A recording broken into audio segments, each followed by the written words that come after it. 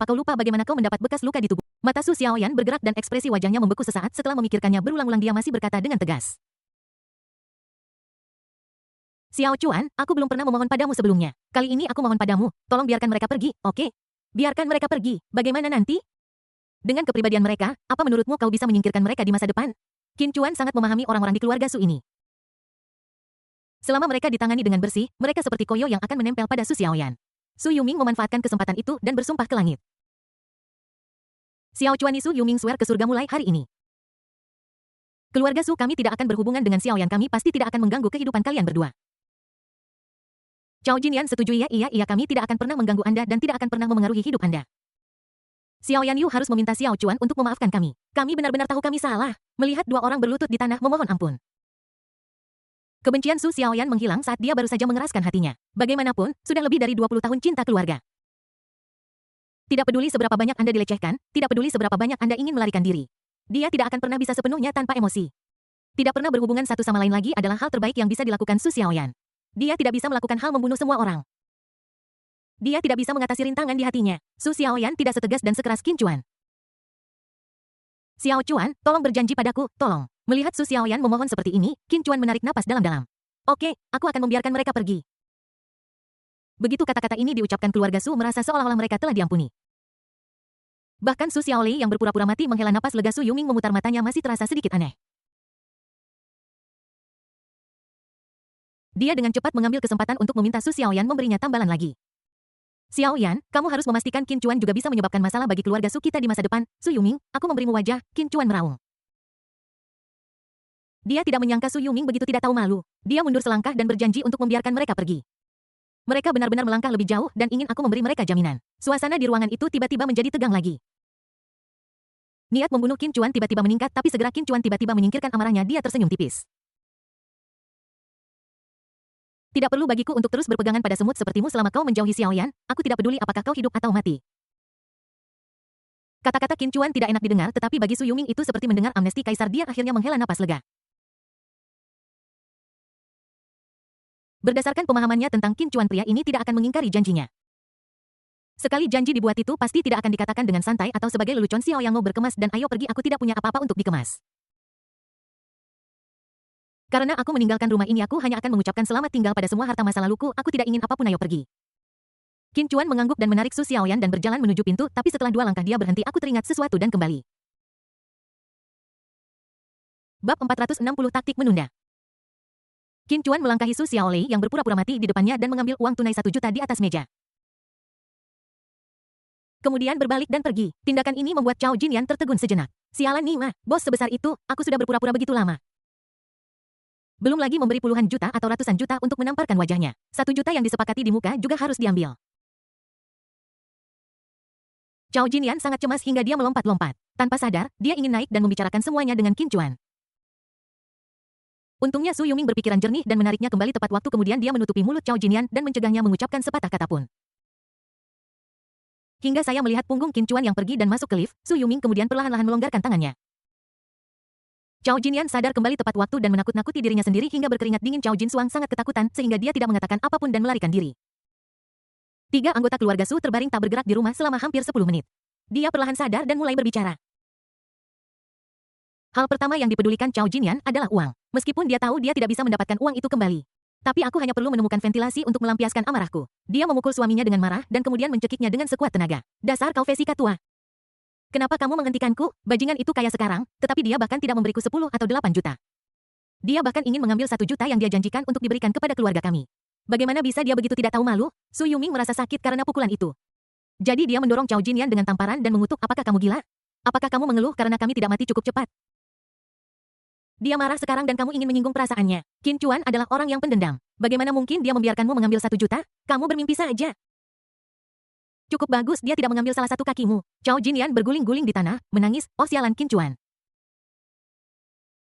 Dia mengambil orang-orangku dan uangku. Su Xiaoyan yang tidak berperasaan ini membesarkanmu selama 20 tahun. Dia tidak meninggalkan saya sepeser pun. Ini semua salahmu, kau bajingan Su Yuming, karena bersikeras membesarkan jalang kecil ini. Lihat apa yang terjadi padamu sekarang. Setelah membesarkannya selama 20 tahun, dia kabur dengan orang lain. Kami tidak mendapatkan sepeser pun. Kami bahkan mengorbankan putra kami. Lihat, kau membuat putra kami sangat menderita. Ini semua salahmu. Ini semua salahmu. Chao Jinyan memukuli Su Yuming dengan gila. Su Yuming kesal karena dipukuli dan langsung menamparnya. Chao Jinyan tercengang. Kamu berani memukulku? Melihat Chao Jinyan tidak terima. Su Yuming berpikir bahwa satu tamparan tidak cukup, jadi dia menamparnya 2 kali lagi. Dia tidak berhenti sampai orang lain pingsan. Kamu bodoh, bahkan jika kamu ingin uang, kamu seharusnya tidak memintanya seperti ini. Chao Jinyan tertegun sejenak. Dia tidak mengerti apa maksud suaminya. Su Yuming, apa maksudmu? Jika kami tidak menginginkannya hari ini, bisakah kami mengirimkannya kembali besok? Su Yuming menarik napas pendek untuk mengatur pernapasannya. Ketakutan dan kepanikan tadi perlahan mereda untuknya. Ketakutan di wajahnya menghilang, digantikan oleh tatapan berbahaya dan menipu. Dia menyentuh hidungnya, berdiri, dan membersihkan dirinya. Meskipun Su Xiaoyan bukan putri kandung kita. Kami adalah orang tua angkatnya yang telah membesarkannya selama 20 tahun. Perlu kubilang lebih banyak tentang karakter Su Xiaoyan. Keraguan-raguan, kebaikan feminin, Chao Jinyan mencoba memahami apa yang dikatakan suaminya. Su Yuming mengangguk, jika dia bisa menyelamatkan kita hari ini karena persahabatan. Dia bisa diam-diam membantu kita besok tanpa memberitahu Qin Chuan. Kita hanya perlu menunggu Su Xiaoyan tenang dan kemudian memainkan kartu emosional. Dengan kepribadiannya, bagaimana dia bisa tega melihat kita menderita? Ketika Chao Jinyan mendengar ini, dia tiba-tiba mengerti. Ya, jalan kecil yang merugi itu adalah yang paling sentimental. Aku hanya perlu menangis dan membuat keributan sedikit, dan dia akan benar-benar patuh. Su Yuming mencibir, Qin Chuan, aku tidak menyangka kamu akan sesukses ini sekarang. Aku tidak akan melawanmu secara terbuka, tetapi selama aku mengendalikan Su Xiaoyan. Aku masih bisa mengendalikanmu dengan ketat. Chao Jinyan tersenyum bahagia. Aku tidak tahu bagaimana Qin Chuan menjadi kaya tetapi selama dia punya uang itu saja. Su Xiaolei juga bangun saat ini dia sama sekali tidak terluka. Aku hanya ketakutan setelah mendengar tentang rencana orang tuanya. Dia secara alami terlibat. Bu menilai dari situasi barusan Qin Chuan sekarang bernilai setidaknya puluhan miliar ratusan miliar. Tekanan darah Chao Jinyan langsung naik dan dia sangat bersemangat hingga hampir tidak bisa menahan diri. Baru saat itulah Su Xiaolei melihat dengan jelas apa yang dikenakan ibunya. Ibu Qin Chuan selalu bermurah hati kepada orang yang merugi itu. Dia memiliki ratusan juta sekarang jadi tentu saja dia akan memberikan banyak uang saku kepada orang yang merugi itu. Ngomong-ngomong apa kau mendapatkan gaun ini dari pecundang itu? Ini channel setelan ini pasti bernilai puluhan ribu dolar setidaknya. Puluhan ribu dolar. Chao Jinyan melihat pakaiannya dengan tak percaya saat ini akhirnya dia percaya apa yang dikatakan Su Xiaoyan. Pakaiannya dicuci sendiri dan tidak dibeli dari kios jalanan namun dia tidak menyesalinya bagaimanapun saat aku punya uang nanti. Channel senilai puluhan ribu dolar tidak akan berarti apa-apa.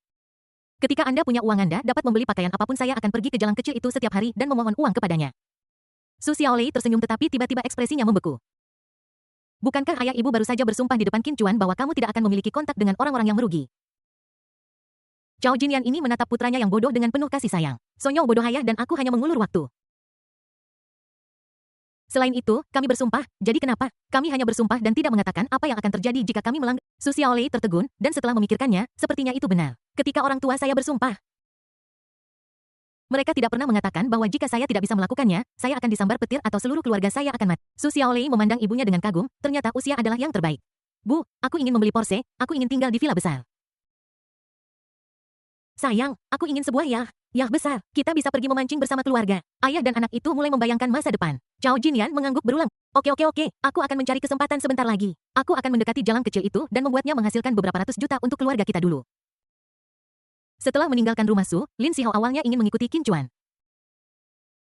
Tetapi diusir olehnya Qin Chuan dan Su Xiaoyan sedang berjalan-jalan di lingkungan itu. Dia menyandarkan kepalanya di Qin Chuan dan berkata terima kasih Xiao Chuan. Qin Chuan menyentuh kepalanya dan menciumnya setelah mengambil langkah keluar dari gerbang komunitas. Qin Chuan mengeluarkan ponselnya dan mengedit pesan. Hati Su Xiaoyan menegang. Dia pikir Qin Chuan akan mengingkari janjinya dan meminta pertanggungjawaban keluarga Su. Xiao Chuan Yu berjanji padaku bahwa kamu tidak akan membantuku memberi mereka pelajaran. Mereka pasti takut hari ini dan akan ingat bahwa mereka salah. Qin Chuan tersenyum mengetahui bahwa Su Xiaoyan salah paham bahwa dia sedang mencari seseorang untuk berurusan dengan keluarga Su. Dia berkata, aku janji padamu, aku tidak akan pernah menyentuh mereka lagi. Aku tidak akan bertanya tentang urusan mereka. Apakah ini baik-baik saja? Melihat tatapan Su Xiaoyan, dia masih melihat telepon di tangannya. Qin Chuan menunjukkan senyum polos dan tidak berbahaya dan menjelaskan. Bab 461 ini hari tahun baru. Mari kita beri kekuatan padamu Xiaoyan, kamu salah paham. Aku tidak mencari siapapun untuk berurusan dengan mereka. Qin Chuan membelai rambut Su Xiaoyan dan berkata dengan lembut. Karena mereka sudah berjanji untuk tidak mengganggu kita lagi, saya pasti akan menepati janji saya dan tidak berurusan dengan mereka. Selain itu, mereka sama sekali bukan ancaman bagi saya, jadi mengapa saya harus mengambil tindakan yang tidak perlu? Qin Chuan mengatakan ini dan memutar layar menghadap Su Xiaoyan. Memperlihatkan padanya isi ponselnya. Anda juga tahu bahwa identitas saya saat ini berbeda dari sebelumnya. Apa yang terjadi hari ini perlu dilaporkan ke Departemen Keamanan Nasional Tiongkok. Kementerian Keamanan Tiongkok, mengapa mereka melaporkan kejadian hari ini ke Kementerian Keamanan Tiongkok? Masalah ini tidak bisa sampai ke tingkat itu, Su Xiaoyan bertanya dengan sedikit kebingungan. Karena masalah identitas saya, Departemen Keamanan Tiongkok sebenarnya secara diam-diam mengirim orang untuk melindungi orang-orang terdekat saya 24 jam sehari. Qin Chuan mengangkat tangannya dan menunjuk ke beberapa bangunan di komunitas Sungai Sen dan berkata, bangunan ini, dan yang di sebelahnya, serta yang di luar semuanya dipenuhi oleh orang-orang dari Kementerian Keamanan Tiongkok. Wajah Su Xiaoyan sedikit berubah ketika mendengar ini, dia sedikit tidak percaya. Orang-orang dari Departemen Keamanan Tiongkok berada di sekitar keluarga Su yang menjaga mereka 24 jam sehari dan dia tidak merasakan apapun. Qin Chuan tidak menyelesaikan kata-katanya dan tangannya sedikit turun menunjuk mobil di jalan Dongfeng Xiaokang di depan. Geely Emgrand putih dan Audi hitam semuanya dipenuhi orang-orang dari Kementerian Keamanan Tiongkok.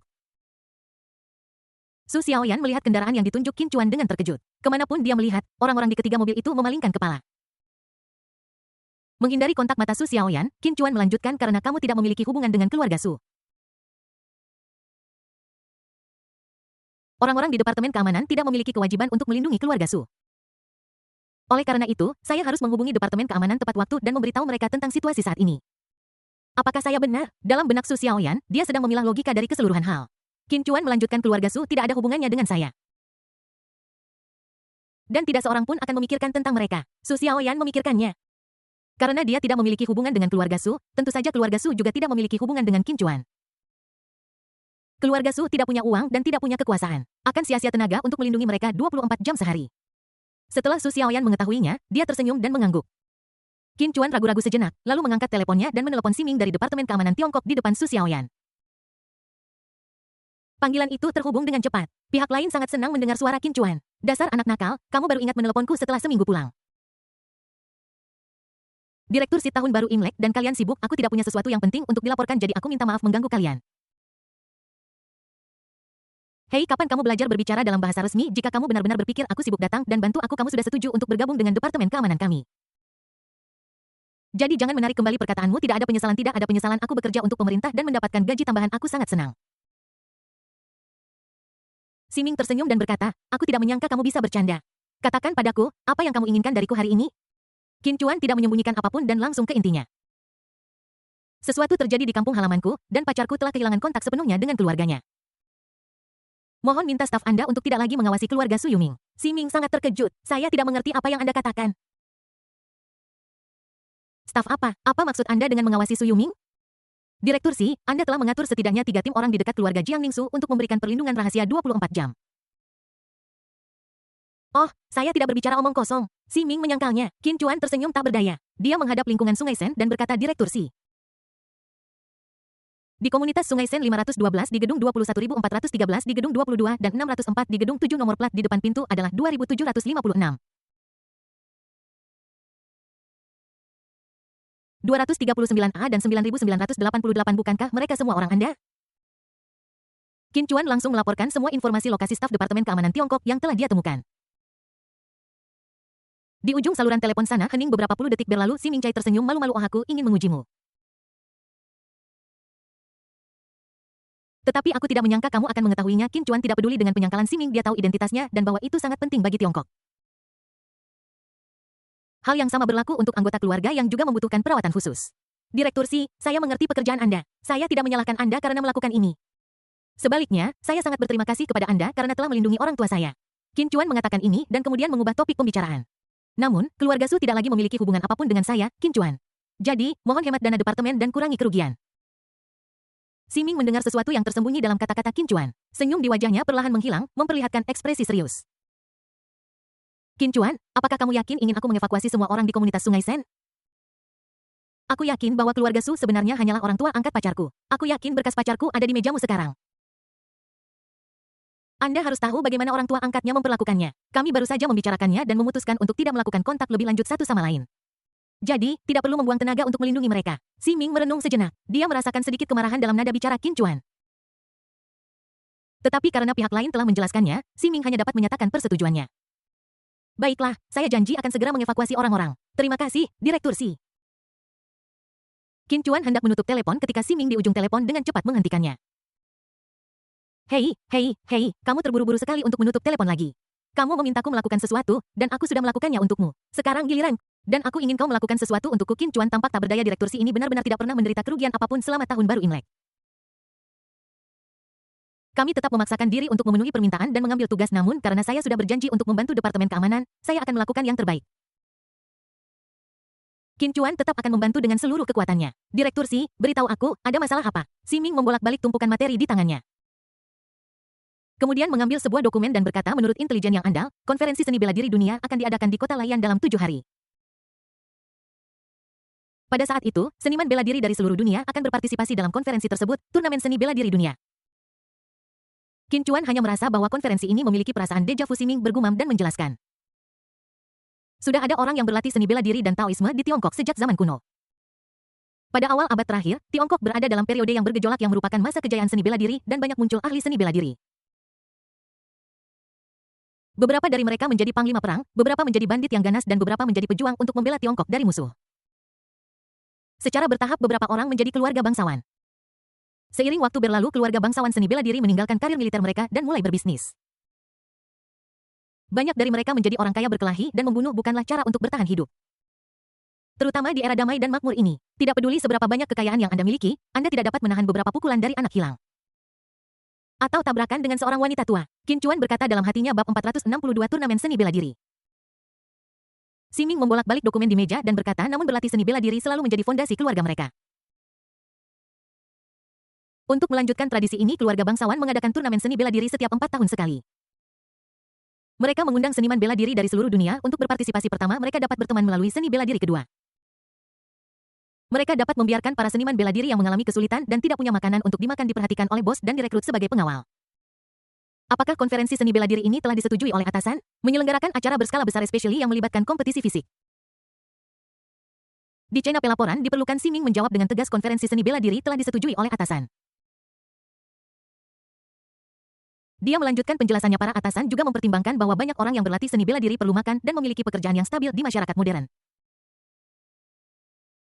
Mengadakan turnamen seni bela diri dapat memecahkan masalah pekerjaan mereka. Selain itu, pemerintah juga dapat memilih talenta dari sana untuk melayani negara. Lalu direktur, siapa yang ingin Anda lakukan dari saya meskipun konferensi seni bela diri itu positif? Para seniman bela diri yang hadir kurang lebih beragam. Beberapa waktu lalu, Hongmen luar negeri mengalahkan 72 penghancur bumi di Tiongkok. Dan markas besar AS sangat marah. Menurut informasi yang dapat dipercaya, pemimpin Hongmen Song Yuanfeng mengirim orang-orang yang cakap untuk menyelinap ke China. Berniat untuk membeli sekelompok seniman bela diri melalui konferensi seni bela diri ini. Menyerap darah segar dan memperkuat Hongmen. Kota Laiyan tidak jauh dari kota Jiangning. Saya harap Anda bisa pergi ke tempat kejadian dan menyelidiki masalah ini ketika waktunya tiba. Hongmen luar negeri. Sejak terakhir kali kami menghapus 72 iblis duniawi di Pulau Hong Kong, Qin Chuan merasa sudah lama tidak mendengar kata ini. Segera Qin Chuan menerima informasi yang dikirim oleh Si Ming di ponselnya. Dia melirik sebentar. Tugas itu tugasnya sebenarnya sangat sederhana. Setelah penyelidikan, anggota Hongmen berhasil diidentifikasi. Kemudian, mereka bekerja sama dengan personel keamanan untuk menangkap anggota Hongmen yang telah menyelinap ke Tiongkok. Mendengar tugas ini tidaklah sulit. Terlebih lagi, jika Anda membantu Departemen Keamanan Tiongkok menangkap orang-orang ini, Anda akan diberi imbalan berupa pahala dan pengalaman. Mungkin bisa ditingkatkan. Qin Chuan setuju dengan mudah. Si Ming sangat senang melihat pihak lain setuju. Orang ini keras di luar tetapi lembut di dalam. Meskipun dia memiliki banyak kekayaan, tetapi dia berbeda dari tuan tanah kaya tapi tidak baik itu. Orang-orang menemukan berbagai cara untuk mentransfer aset mereka ke luar negeri. Qin Chuan sebaliknya, bebas dan mudah. Ketika negara dalam kesulitan, dia akan mengambil tindakan. Sudut mulut Si Ming melengkung. Tanpa sadar dia merasa seperti seorang bole yang telah menemukan kuda 1000 mil. Setelah keduanya bertukar beberapa basa-basi, Si Ming hendak menutup telepon. Tetapi dihentikan oleh Qin Chuan. Direktur Si, di mana surat undangan itu? Saya melihat di informasi bahwa surat undangan diperlukan untuk berpartisipasi dalam konferensi seni bela diri. Si Ming di ujung telepon sana berkata sambil tersenyum, jika Anda pergi dengan surat undangan dari Kementerian Keamanan Tiongkok, mereka akan waspada terhadap Anda. Jadi untuk surat undangan Anda harus mencari tahu sendiri. Qin Chuan berseru dalam hatinya, betapa baiknya orang ini.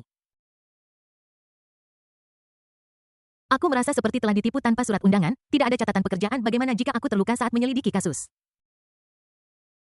Kalian hanya akan berbalik dan menyangkalnya. Hei Kid, kamu akan mengalami cedera akibat kerja. Aku akan menulis surat keterangan dan mengirimkannya ke sekolahmu untuk membantumu mengajukan cuti 1 semester. Istirahat selama 1 semester, lupakan saja. Awalnya aku hanya ingin pergi ke turnamen seni bela diri untuk mendapatkan beberapa keuntungan. Aku tidak mendapatkan keuntungan apapun dari ini, dan aku merusak sistemku karena mengambil cuti. Apa gunanya ini? Qin Chuan dengan tegas mengakhiri panggilan antara keduanya. Dia memasukkan kembali ponselnya ke sakunya tetapi tidak segera masuk ke mobilnya dan pergi. Sebaliknya, dia berdiri di luar mobil sejenak.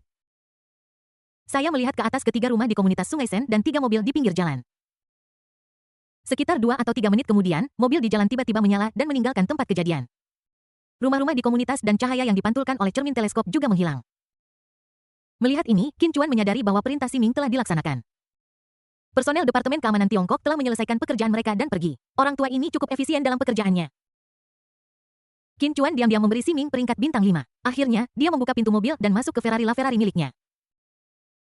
Xiao Chuan, aku melihat ketiga mobil di jalan sudah pergi. Nah, Direktur Xi sudah memberitahu mereka bahwa mereka tidak perlu menjaganya lagi. Lalu, kemana kita selanjutnya? Aku ingin mengganti pakaianku. Seragam sekolah lama ini terasa agak ketat. Su Xiaoyan menarik seragam sekolah lamanya dengan malu-malu. Ketika Su Xiaoyan mengenakan seragam sekolah menengahnya sekarang. Dia merasa ukurannya lebih kecil satu ukuran dan terlalu ketat. Pakaian ketat itu mengekang sosok tubuhnya yang menggairahkan, membuatnya merasa sedikit malu. Qin Chuan menatap Su Xiaoyan yang mengenakan seragam sekolah lamanya dan berkata, "Kamu terlihat cukup baik dalam pakaian ini. Kenakanlah untuk sementara waktu agar aku bisa mengenang mat." Su Xiaoyan tidak mengerti pada awalnya. Ketika dia menyadari apa yang terjadi, seluruh wajahnya memerah karena malu. Qin Chuan menyalakan mobil. Dan di jalan yang awalnya sunyi, seolah-olah binatang buas yang ganas telah terbangun. Dengan Su Xiaoyan di sisinya, ada juga binatang buas yang telah lama tertidur siap untuk pergi. Qin Chuan menginjak pedal gas. Tetapi dia tidak menuju jalan komersial, sebaliknya itu menuju arah Hilton Garden Inn. Komunitas Sungai Seine gedung 7 kamar 704 kamar itu gelap gulita. Semua jendela di ruangan itu tertutup tirai. Tidak ada lampu di rumah yang menyala. Seorang pria berdiri di dekat jendela. Dia dengan lembut membuka celah di tirai dengan jari-jarinya dan melihat ke jalan yang tidak jauh dari sana. Dia mengenakan setelan tang biru tua. Kain sutra yang halus membuatnya tampak elegan dan mewah di bawah cahaya matahari terbenam yang redup. Dalam kegelapan, seorang pria lain berjalan keluar. Pria itu mengenakan setelan abu-abu dan putih yang dipotong dengan baik dan bergaya kelas 1. Pria itu menggunakan tongkat dan kaki kanannya lumpuh. Dia berjalan terlatih-tatih ke jendela. Melihat Ferrari LaFerrari merah melaju pergi, dia menggertakkan giginya. Bajingan ini masih sama arogannya seperti dulu. Mengapa dia tidak bisa mengalami kecelakaan dan tertabrak mobil? Tuan Qin, di dunia ini, siapa yang tidak sombong jika punya uang? Dulu kamu juga seperti dia, membuat keputusan di Tiongkok. Sangat mengesankan. Saya sering melihat berita tentang Anda di Amerika Serikat. Anda dikelilingi oleh wanita cantik, menikmati pedesaan yang lembut, dan tidak ingin pergi. Pria dengan pakaian tang itu berkata bercanda. Qi Feng, yang berjalan dengan kruk, tampak tidak senang. Setiap kali dia memikirkan tahun-tahun kejayaan masa lalu. Hari-hari ketika dia menghabiskan uang seperti air dan dikelilingi oleh model-model muda dan bintang-bintang hatinya sakit di masa lalu, saya adalah kesayangan di bawah sorotan. Tidak peduli apa yang Anda lakukan, bahkan jika itu hanya menjemput perempuan atau memposting di Weibo, komentar di bawah semuanya dari bajingan yang hina. Kapanpun seseorang mempertanyakan Anda bahkan tidak perlu menanggapi karena anjing liar akan keluar untuk membantu Anda menggigit orang lain. Di internet dan di kehidupan nyata, dia mengekspresikan dirinya dengan bebas. Bahkan putra mantan orang terkaya pun harus menjauhinya. Mungkinkah hari-hari seperti itu tidak ada lagi? Keluarga Qi sudah tidak ada dan semua tabungan keluarga hilang. Tidak ada yang tersisa. Tuan Qi yang menjadi pusat perhatian tidak ada lagi. Qi Feng menggelengkan kepalanya, menyingkirkan semua kenangan masa lalu. Qi Feng berkata dengan enggan, jangan sebut masa lalu lagi. Qi Feng sebelumnya dan keluarga Qi dari Modu sudah mati.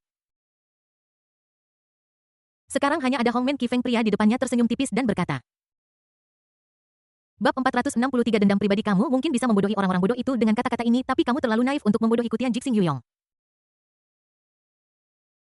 Ekspresi Qi Feng sedikit berubah. Tuan Yu, apa maksudmu dengan itu? Yuyong tersenyum dan berkata, tujuan kita menyelinap ke Tiongkok kali ini adalah kota Laiyan. Meskipun kota Laiyan tidak jauh dari Jiangning, Jiangning bukanlah tempat terbaik untuk tinggal. Tapi kamu memilih untuk kebetulan sekali pacar Qin Chuan dan keluarganya tinggal di komunitas yang sama. Jangan bilang semua ini hanya kebetulan. Kata-kata Yuyong membuat ekspresi Qi Feng menjadi sedikit tidak wajar. Dia memalingkan kepalanya, matanya menghindar. Tentu saja.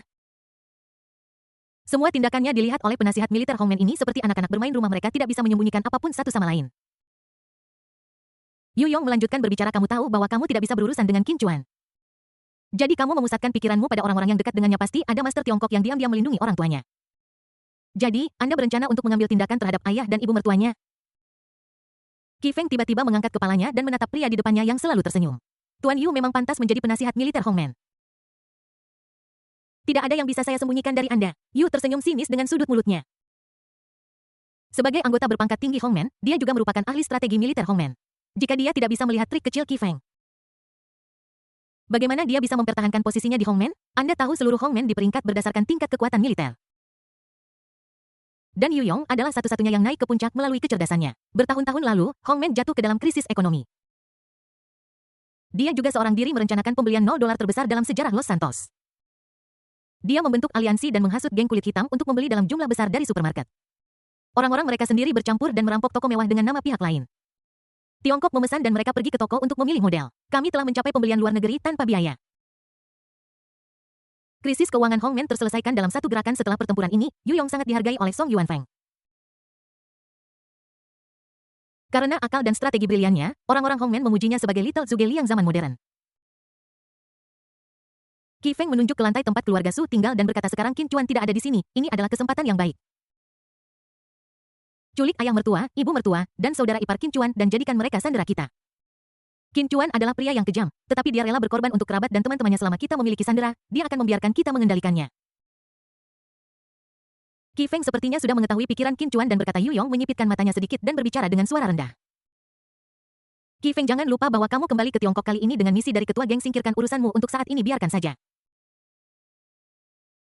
Qi Feng meledak ketika mendengar kata-kata Yu Yong, dia menjatuhkan kruknya dalam sekejap dan meraih pakaian Yu Yong. Seolah-olah dia lepas kendali, dia menggeram, balas dendam atas pembunuhan ayahku. Kebencian atas pembasmian klan saya, kerabat musuhku ada tepat di depanku. Bagaimana kau bisa memintaku untuk melepaskannya? Yu Yong ditangkap oleh Qi Feng tetapi dia tidak marah. Sebaliknya, dia tersenyum, karena keluarga Kimu. Hongmen saya kehilangan 72 iblis duniawi. 72 iblis duniawi itu adalah kerja keras pemimpin geng selama 30 tahun. 30 tahun kerja keras hancur karena informasi salah yang Anda berikan. Rencana Hongmen untuk kembali ke Tiongkok menjadi terhenti. Sekarang Anda dan saya memiliki misi untuk menyelinap kembali ke Tiongkok. Dan kamu masih memikirkan keluarga yang meninggal, bukan? Apa kamu tidak khawatir kaki yang lain juga akan dilumpuhkan oleh ketua geng? Berbicara tentang kaki yang lumpuh, pikiran Qi Feng tiba-tiba menjadi tenang. Dia melepaskan tangannya dan meremas kakinya yang tidak berguna dengan erat. Pada hari itu ke-72 Dewa Bumi Hongmen musnah sepenuhnya di Pulau Hong Kong dalam semalam. Ketika berita itu sampai ke markas AS, Song Yuanfeng sangat marah. 72 iblis duniawi adalah organisasi pembunuh yang telah ia dirikan dengan susah payah saat di pengasingan di luar negeri. Dengan perkembangan masyarakat, organisasi seperti Hongmen secara bertahap menjadi kurang populer di luar negeri. Saat ini orang-orang yang cakap tidak lagi bergantung pada perkelahian dan pembunuhan untuk menghasilkan uang dengan cepat. Orang lebih suka menghasilkan uang dengan membuat video pendek dan douyin. Orang Tionghoa perantauan yang cerdas tidak akan pernah melakukan hal seperti pembunuhan dan perampokan. Mereka yang pergi ke Amerika Serikat dengan identitas yang serius tidak bodoh. Mereka lebih baik menghasilkan uang dengan berkelahi dan membunuh daripada menghasilkan uang dengan mudah. Mereka yang menyelinap masuk melalui rute tersebut mereka adalah kelompok orang-orang malas dan tanpa otak yang sama sekali tidak bisa memasuki Hongmen. Satu-satunya yang bersedia menggunakan pedang dan senjata adalah orang kulit hitam, tetapi mereka bukan dari ras kita jadi kita tidak bisa menerima mereka. Selama berhari-hari dan bermalam-malam tanpa henti, Song Yuanfeng memandangi bulan dan menghela napas karena dia diam-diam ditinggalkan oleh zaman. Bahwa bakat sosial berkurang dan ada kesenjangan serius antara yang lama dan yang baru di organisasi. Penghancuran 72 iblis duniawi membuat Song Yuanfeng yang tidak kaya sejak awal kembali ke kehidupan sebelum pembebasan. Dia menyalahkan semuanya pada Qi Feng. Qi Feng yang membuatnya percaya bahwa Qin Chuan berada di level 4. Akibatnya seluruh pasukan dari 72 iblis duniawi dimobilisasi dan mereka semua diberi kepala yang dicukur. Pada akhirnya Song Yuanfeng masih melihat video 5 detik yang diam-diam difilmkan oleh Di Zengxing Iron Face Scholar di atas perahu nelayan sebelum kematiannya. Baru saat itulah aku menyadari tingkat sebenarnya dari lawan dalam pertempuran sebenarnya sosok hantu itu. Ada juga keterampilan eksklusif untuk Master level 5 yang mengumpulkan energi ke dalam bilah. Ini level 4 sialan. Orang ini memiliki kekuatan seorang ahli level 5. Jika Qin Chuan lebih tua, Song Yuanfeng tidak akan memiliki keraguan sama sekali. Qin Chuan akan segera mampu berdiri setara dengan dirinya sendiri dan menjadi petarung terkuat di dunia. Orang kuat level 6. Song Yuanfeng tidak peduli apakah Qi Feng mengerti apa itu ahli level 4 atau apa itu ahli level 5. Seberapa besar celah antara keduanya dan apa perbedaannya? Dia menginginkan samsak tinju. Song Yuanfeng mengangkat tinjunya dan mematahkan salah satu kaki Qi Feng di tempat. Awalnya hidup Qi Feng dalam bahaya. Tetapi Song Yuanfeng sedang berpikir untuk kembali ke Tiongkok. Untuk kembali ke Tiongkok, kita membutuhkan dukungan dari orang-orang dengan keterampilan bela diri di Tiongkok. Dia membutuhkan seseorang untuk bertindak sebagai perantara baginya. Saat ini hanya Qi Feng yang bisa melakukannya. Meskipun keluarga Qi telah dihancurkan. Hubungan keluarga Qi sebelumnya masih ada dan dapat dimanfaatkan sampai batas tertentu. Melihat pikiran Qi Feng, dia linglung. Kamu menggunakan 2 batu kering untuk menariknya kembali ke dunia nyata. Apakah menurutmu urusan pemimpin lebih penting? Atau dendam pribadimu lebih penting? Ini bukan dendam pribadi, ini perseteruan keluarga. Keluarga, apakah kamu masih memiliki keluarga untuk diandalkan? Dukungan terbesar yang kamu miliki sekarang adalah Hongmen. Hongmen adalah rumahmu. Saatnya melupakan keluargamu di kehidupan sebelumnya. Qi Feng melihat ke arah keluarga Su dan mengepalkan tinjunya. Yu Yong terus membujuknya selama pemimpin memimpin Hongmen kembali ke Tiongkok. Apa yang akan kita takutkan dari Qin Chuan? Dia membunuh 72 iblis duniawi dan memiliki dendam darah yang mendalam dengan Hongmen. Dia akan mati cepat atau lambat. Kenapa kamu begitu terburu-buru? Aku tahu, tapi aku hanya tidak ingin dia mati semudah itu. Itu terlalu mudah baginya. Aku ingin dia mengalami semua rasa sakit di dunia. Aku ingin menyiksanya sampai pada titik di mana dia lebih baik mati daripada hidup. Kalau tidak, kekejaman di hatiku tidak akan pernah hilang. Yu Yong melihat bahwa tidak peduli seberapa banyak dia mencoba membujuknya. Dia masih tidak bisa melakukan apapun. Sotek mundur, buka tanganmu dan katakan bab 464, bisakah saya masih bertahan? Karena kamu sudah mengambil keputusan, aku tidak perlu menghentikanmu. Maju dan tangkap ayah mertuanya dan keluarganya. Qi Feng tercengang. Dia tidak menyangka bahwa penasihat militer hebat Hongmen benar-benar setuju dengan perilaku impulsifnya. Namun, dia tidak punya waktu untuk memikirkannya. Kebencian menutupi pikirannya. Qi Feng bersandar pada kruknya dan mengepalkan tinjunya. Berkata, terima kasih Pak Yo atas bantuan Anda ketika saya menangkap orang itu. Saya akan mentraktir Anda minum. Setelah mengatakan itu, dia terlatih-tatih keluar dari rumah. Siap mengumpulkan orang dan mengikat keluarga Su, tetapi dia baru saja mengambil 2 langkah. Suara Yu Yong terdengar dari belakang. Saya khawatir jika Anda gagal menangkap orang itu, Anda akan ditangkap oleh pihak lain terlebih dahulu. Qi Feng berhenti dan berbalik untuk bertanya dengan bingung, Tuan, apa maksud Anda dengan ini? Yu Yong tiba-tiba membuka tirai di kamar. Sinar matahari sore langsung menembus seluruh rumah. Qi Feng yang telah berada dalam kegelapan untuk waktu yang lama secara tidak sadar mengangkat tangannya untuk menutupi dirinya. Yu Yong menunjuk keluar rumah dan berkata, bangunan itu adalah 512 di lantai 5. Bangunan ini adalah 413 di lantai 4 dan Yu menunjuk ke tanah dan berkata. Selain itu, ruangan di bawah ini penuh dengan orang-orang dari Departemen Keamanan Tiongkok. Ketika kata-kata ini keluar, rambut Qi Feng berdiri tegak. Dia perlahan menundukkan kepalanya dan menatap kakinya yang sedikit gemetar. Orang-orang yang tinggal di bawah adalah dari Kementerian Keamanan Tiongkok. Yu Yong tersenyum dan berkata, jangan percaya. Jika kamu tidak percaya, pergi ketuk pintu dan tanyakan sendiri. Kami terpapar begitu cepat dan menjadi sasaran Departemen Keamanan Pekerja Tiongkok. Reaksi pertama Qi Feng adalah dia tidak boleh tertangkap. Dia tanpa sadar menggenggam erat tongkat di tangannya dan berpura-pura lari. Aku belum membalas dendam darahku dan sekarang aku akan tertangkap. Bukankah itu berarti tidak ada harapan balas dendam dalam hidup ini? Yu Yong menganggap ekspresi gugup Qi Feng sangat lucu. Baru saja dia dengan berani berbicara tentang balas dendam. Sekarang ketika saya mendengar bahwa Departemen Keamanan Nasional Tiongkok terlibat. Saya sangat takut warna asli saya akan terungkap. Yu Yong tersenyum dan menggelengkan kepalanya. No, tidak. Qi Feng menatap Yu Yong dengan tatapan bingung. Setelah beberapa saat, dia tiba-tiba menyadari. Maksud Anda, orang-orang dari Departemen Keamanan Nasional China tidak menargetkan kita? Anda menjawab dengan anggukan. Qi Feng sedikit mengerutkan kening dan berjalan ke jendela dengan kruknya. Saya melihat beberapa arah yang dijelaskan oleh Yu Yong. Dalam sekejap, Qi Feng menemukan bahwa posisi keluarga-keluarga ini semua menghadap keluarga Su. Mungkinkah Departemen Keamanan Nasional Tiongkok telah mengirim seseorang untuk menjaga keluarga Su? Tetapi keluarga Su hanyalah keluarga dari pacar Qin Chuan. Apakah dia layak untuk pertempuran sebesar itu? Yu mengatakannya dengan ringan. Dengan status dan posisi Qin Chuan saat ini, dia pantas mendapatkan perlakuan seperti itu. Mendengar ini, Qi Feng meninju dinding. Jika orang-orang dari Departemen Keamanan Tiongkok juga ikut campur, saya pasti tidak akan bisa mengambil tindakan apapun. Pertama-tama, masih belum diketahui seberapa kuat musuh itu dan siapa yang lebih kuat atau lebih lemah. Jika Anda bertindak dengan paksa, Anda pasti akan menderita kerugian besar. Kedua, jika dia mengambil tindakan, keberadaannya akan terungkap. Maka rencana Hongmen pasti akan terganggu. Melihat musuh dan orang-orang terkasih tepat di depannya, dia tidak berdaya dan tidak bisa melakukan apapun. Qi Feng dipenuhi dengan kesedihan dan amarah. Yu Yong ingin mengatakan beberapa patah kata untuk menghiburnya. Seorang mata-mata Hongmen yang menyertainya masuk ke rumah itu. Kau menyipitkan mata sedikit dan bertanya ada apa? Penasihat militer kakak yang berjaga di bawah baru saja melaporkan bahwa semua personel keamanan di rumah telah ditarik. Menarik diri sekilas keraguan melintas di mata licik Yu Yong, alis Qi Feng sedikit rileks. Saya baru tahu bahwa ada personel keamanan yang tinggal di lantai bawah meskipun sasaran pihak lain bukan dia masih sedikit gugup. Sebelum Yu Yong dapat mengajukan lebih banyak pertanyaan, mata-mata lain masuk. Penasihat militer, saudara di 512 gedung 21 melaporkan bahwa semua personel keamanan di rumah telah dievakuasi. Setelah kata-kata ini diucapkan, ekspresi Qi Feng dan Yu Yong sedikit berubah. Alis Yu Yong mulai berkerut, tetapi alis Qi Feng sedikit mengendul. Segera setelah itu, mata-mata lain berlari ke rumah dengan tergesa-gesa. Penasihat militer, semua personel keamanan di kamar 413. Gedung 22 telah dievakuasi. Pesan terakhir keluar. Yu Yong segera membuka gorden dan melihat ke arah jalan di depan pintu masuk komunitas. 2756, 239A, 9988. Yu Yong melihat keluar rumah sambil menggumamkan angka. Qi Feng bingung dan bertanya, Tuan Yu, apa arti angka yang Anda baca? Anda memberitahu pihak lain secara langsung. Ada juga orang-orang dari Kementerian Keamanan Tiongkok di jalan di bawah. Saya baru saja membacakan nomor plat nomor mereka. Qi Feng tercengang. Apakah Kementerian Keamanan Tiongkok memiliki begitu banyak staf? Kenapa saya tidak memperhatikannya sebelumnya? Dia juga pergi ke jendela dan melihat ke bawah. Namun setelah melihat dengan saksama untuk waktu yang lama, tidak ada mobil dengan nomor plat yang sedang digumamkan Yu Yong. Aku tidak melihat mobil apapun dan semua orang di jalan telah dievakuasi. Yu Yong berkata pada dirinya sendiri. Dia berbalik dan bertanya kepada mata-mata di rumah. Apakah ada sesuatu yang tidak biasa terjadi sebelum personel keamanan pergi? Ketiganya menggelengkan kepala, melapor kepada penasihat militer. Tidak ada yang aneh jika ada kelainan, saudara-saudara akan melaporkannya. Kamu memegang dagunya dengan satu tangan dan menggosok dagunya tampak berpikir.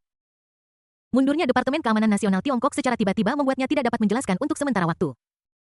Namun Yu Yong memiliki perasaan samar bahwa pasti ada rahasia yang tak terkatakan di balik penarikan Departemen Keamanan. Adapun apa rahasianya, dia belum mengetahuinya. Apakah dia ditemukan dan pihak lain sengaja memasang jebakan untuk memancingnya ke dalam? Atau apakah pihak lain sengaja berpura-pura berada dalam ruang hampa menunggu saya datang dan menculik keluarga Su, dan kemudian menangkap mereka dalam toples? Yu Yong bertukar pikiran, sementara Qi Feng tersenyum lebar. Mundurnya Departemen Keamanan memberinya kesempatan besar. Qi Feng meraih tangan Yu Yong dengan penuh semangat. Tuan Yu, Departemen Keamanan Tiongkok telah pergi, yang memberi kita kesempatan besar. Kita bisa mengambil kesempatan ini untuk menculik ayah mertua Qin Chuan dan keluarganya. Qi Feng terobsesi dengan keluarga Su, dan selama dia memiliki kesempatan, dia ingin membawa mereka pergi. Mangsa ada tepat di depan kita, tidak ada alasan untuk melewatkannya. Yu Yong menggelengkan kepalanya. Tidak, aku selalu merasa seperti ada konspirasi di sini. Konspirasi apa? Qi Feng bertanya balik.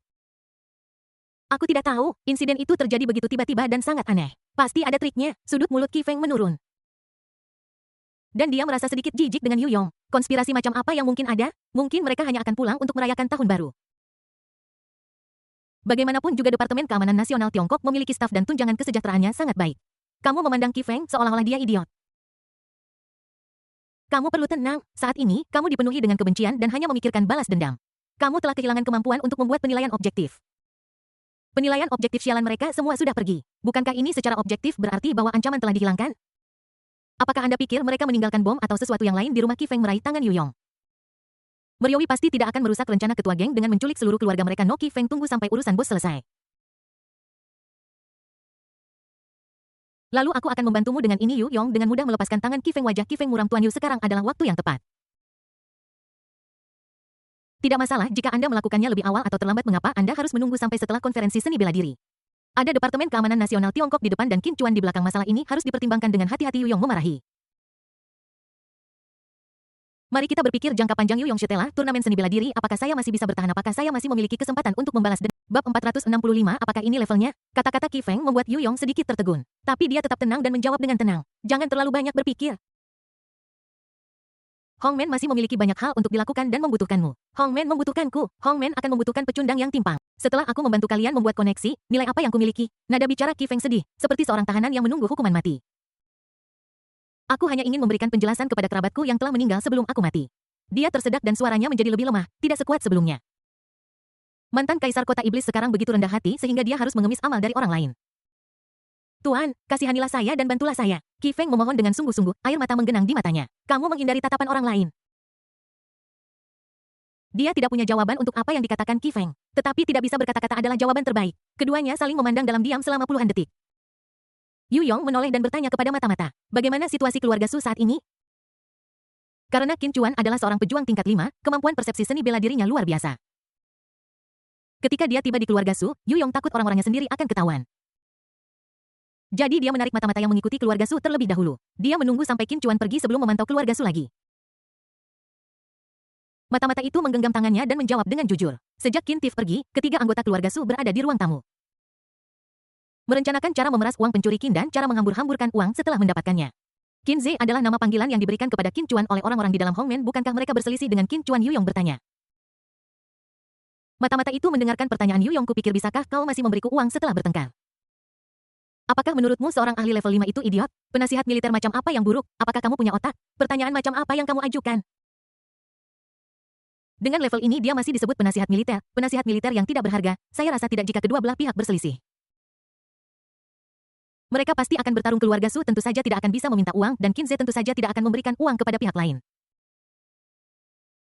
Lihat ini analisis. Jika saya tidak memasuki industri 2 atau 3 tahun kemudian, saya tidak akan memiliki kesempatan untuk pamer seperti Anda. Kepala babi mata-mata itu berkata dalam hatinya. Qi Feng mendengar dua pertanyaan Yu Yong dan dia sangat memahaminya. Pihak lain menanyakan pertanyaan ini karena dia ingin menanyakannya kepada dirinya sendiri ini untuk menghilangkan semua pikiran Anda penasihat militer. Jika kamu tidak ingin membantuku, kamu bisa langsung mengatakannya. Tidak perlu mempermalukan saudara-saudaraku, mereka sudah menyatakan fakta-faktanya dengan jelas dan lugas. Apalagi yang ingin kamu katakan? Bukankah kamu hanya ingin mereka memberimu jawaban yang ada di pikiranmu? Qi Feng Yu terlalu impulsif sekarang dan tidak memikirkannya sama sekali. Yoyo kutu buku lainnya juga bijaksana, ini hanya menculik seseorang. Pertimbangan hati-hati Paman Sen. Beberapa mata-mata tidak bisa tidak mengeluh dalam hati mereka. Orang-orang di dunia bawah hanya suka berterus terang. Ini berlaku untuk seluruh Hongmen kecuali penasihat militer di depannya. Dia menunda-nunda dan berpikir berulang kali sebelum melakukan sesuatu di dalam Hongmen di mana tingkat seni bela diri dan kekuatan berbicara lebih keras daripada kata-kata. Banyak orang memandang rendah orang-orang seperti Yu Yong yang tidak berdaya dan hanya bisa berpura-pura keren dan mencoba menggunakan trik sepanjang hari. Itu adalah kerabat terdekat Qin Chuan. Selama kita menangkap mereka, kita tidak takut Qin Chuan akan menyerah dan membiarkan kita melakukan apapun yang kita inginkan. Qi Feng berpendapat para mata-mata di ruangan itu juga membungkuk penasihat militer Mel. Qi, saya pikir sekarang adalah waktu terbaik untuk mengendalikan keluarga Qin. Departemen Keamanan Nasional Tiongkok telah mengevakuasi komunitas Sungai Sen, hanya butuh beberapa napas untuk menculik keluarga Su. Saudara-saudara kita akan dapat melakukannya tanpa ada yang memperhatikan Hongmen hari ini sesuai dengan tren zaman. Kami mempelajari metode manajemen perusahaan maju dan menerapkan manajemen data. Di bawah pemimpin geng tidak ada konsep kelas yang begitu kuat. Bagaimanapun, merekrut adik laki-laki sekarang berbeda dari sebelumnya. Jika Anda membuat orang berlutut 3 kali dan bersujud 9 kali kepada atasan mereka setelah memasuki Hongmen, Anda tidak akan dapat merekrut orang baru. Di bawah manajemen data, tidak ada yang namanya penasihat militer yang superior dan mata-mata yang inferior. Mata-mata yang selama ini mengeluh tentang Yu Yong mampu membujuknya dan berdiri di pihak Qi Feng. Bukannya dia bersimpati dengan Qi Feng, tetapi saudaranya yang pernah menjadi anggota 72 Iblis Duniawi. Beberapa waktu lalu 72 Iblis Duniawi menyelinap ke Tiongkok untuk menjalankan misi rahasia. Namun dalam semalam seluruh pasukan musnah, seorang pun tidak ada yang selamat karena kerabatnya terbunuh. Dia sangat membenci Qin Chuan. Kali ini misi mengikuti Qi Feng dan Yu Yong kembali ke Tiongkok dinilai sebagai misi tingkat S di Hongmen. Misi tingkat S berarti situasi hidup dan mati tanpa jalan kembali. Tetapi dia mendaftar tanpa ragu karena dia memikirkan balas dendam untuk saudaranya. Sekarang kerabat Qin Chuan berada tepat di depannya dan bahkan rintangan terbesar, Departemen Keamanan, telah ditarik. Dia benar-benar tidak mengerti apa yang ditunggu penasihat militer dan mengapa dia mencoba menghalanginya. Sebelum berangkat, dia bersumpah untuk membantu semua orang membunuh pencuri Qin. Dia sangat penakut dan selalu mengerutkan kening serta memikirkan sesuatu. Mata-mata itu merasa bahwa ini bukanlah tindakan jantan. Dia melebih-lebihkan situasi dan melobi lagi. Penasihat militer Tuan Qi, menurut apa yang disebutkan saudara saya sebelumnya, ketika Qin Chuan datang ke keluarga Su, dia membawa sekantong besar uang tunai. Diperkirakan uang tunai di dalam tas tersebut setidaknya lebih dari 10 juta. Jika ada konflik antara kedua keluarga, mengapa Qin Chuan membawa begitu banyak uang tunai ke keluarga Su? Selain itu, dengan kekuatan Qin Chuan dan gaya membunuhnya, jika keluarga Su menyinggungnya, mengapa anggota keluarga Su hidup sehat sekarang? Kau tahu betapa sengsaranya 72 saudara bisa meninggal di kapal dari Hong Kong ke Amerika Serikat hari itu. Mereka semua melarikan diri tetapi mereka tetap tidak bisa lolos dari pencekikan Qin Chuan. Tidak ada yang meninggalkan seluruh tubuh saat mereka berbicara, beberapa mata-mata pecah menjadi air mata. Tragedi kapal pesiar Hong Kong adalah rasa sakit seumur hidup bagi Hongmen. Kata-kata para mata-mata itu membuat Qi Feng semakin bersemangat. Tuan, berikan perintahnya. Serahkan semua konsekuensinya kepadaku. Aku juga seorang pria yang sekarat, aku tidak takut. Tapi sebelum aku mati, aku ingin Qin Chuan membayar harganya. Anda perlu menundukkan kepala untuk berpikir dan menimbang pro dan kontra. Kemunculannya membuat pembuluh darah di tangan dan kaki Qi Feng dan mata-mata menonjol. Mereka tidak sabar. Qi Feng berteriak kepada mata-mata itu, saudara-saudara. Orang-orang terkasih Qin ada tepat di depan kita sekarang, adalah kesempatan bagus yang tidak boleh kita lewatkan. Kita harus menculik keluarga Su hari ini. Kita harus membiarkan Qin merasakan sakitnya kehilangan orang-orang terkasihnya. Saudara-saudara yang bersedia membantuku, tolong ikuti aku. Tuan Qi, kami mendengarkan Anda tangkap kerabat Qin balas dendam saudara-saudara kita. Qi Feng mengangkat lengannya dan berteriak, dan mata-mata di ruangan itu semua menggemakannya. Dalam hati mereka inilah tampannya rupa itu. Bergairah, tegas, dan tabah dalam melakukan sesuatu. Adapun kamu, Yong, seorang sarjana tidak berguna. Sama sekali tidak. Kamu Yong dengan cepat berbicara untuk menghentikannya. Qi Feng meliriknya dengan dingin dan berkata, Tuan, saya tidak menyalahkan Anda karena berhati-hati dan tidak berpartisipasi. Tetapi semua orang sudah mengambil keputusan. Jika Anda bersikeras untuk menghentikan mereka, Jangan salahkan saudara-saudara karena berbalik melawanmu, kata-kata Qi Feng seperti bilah tajam yang menunjuk ke leher Yu Yong. Matanya penuh dengan niat membunuh Yu Yong menelan ludahnya, dia tahu bahwa situasinya sekarang di luar kendali. Menilai dari situasi saat ini, orang-orang idiot ini mampu melakukan apa saja. Tetapi bab 466 ini batas saya sendiri, bukan Qin Chuan. Yu Yong adalah orang yang cerdas. Dia tahu bahwa kelompok orang di depannya akan lepas kendali dan dia tidak bisa menghentikan mereka untuk tidak mematuhi perintah. Tetapi bahkan jika pihak lain tidak mematuhi perintah, saya tidak bisa menjadi kaki tangan mereka dan harus menarik garis yang jelas. Dia diam-diam meraih saku celananya, siap menekan tombol pintas di ponselnya untuk mengaktifkan mode perekaman. Yu Yong diam-diam bersyukur. Untungnya, saya membeli model ponsel Apple terbaru sebelum saya pergi dan mengatur tombol sisinya untuk perekaman cepat. Seharusnya tidak lebih dari ini ketika Zhuge Liang masih hidup. Saya sangat pintar, saya mengambil setiap langkah dengan hati-hati dan merencanakan semuanya. Saya ingin merekam perkataan Qi Feng dan mata-mata yang tidak mematuhi perintah. Jika terjadi kesalahan, Anda dapat mengalihkan kesalahan dengan rekaman di tangan. Qi Feng, Anda harus mengikat saya. Jika tidak, saya pasti akan menghentikan Anda. Terutama gunakan petunjuk yang sangat jelas untuk memberitahu pihak lain. Jika Anda ingin mengambil tindakan, ikat saya dulu. Dengan cara ini Anda dapat mengambil tindakan dan saya dapat mengalihkan kesalahan. Ini akan memungkinkan saya untuk menarik garis yang jelas antara diri saya dan kalian sekelompok idiot semaksimal mungkin. Ketika para mata-mata mendengar ini mereka berseru wow jika bukan karena pengingat penasihat militer berkepala anjing ini. Saya hampir lupa untuk mengikatnya terlebih dahulu, sejumlah orang berkata Tuan Qi, ikat dia terlebih dahulu. Yu Yong mencibir dalam hatinya ketika dia melihat bahwa pihak lain telah jatuh ke dalam perangkap. Aku sangat pintar. Qi Feng berjalan di belakang Yu Yong dan bertanya. Tuan, apakah Anda benar-benar ingin menghentikan kami? Tentu saja, misi ketua geng adalah untuk mematuhi dekrit kekaisaran. Anda secara terbuka menentang dekrit kekaisaran. Yu Yong berpikir dalam hati, oh, berhenti bicara omong kosong, cepat ikat aku atau pukul aku hingga pingsan.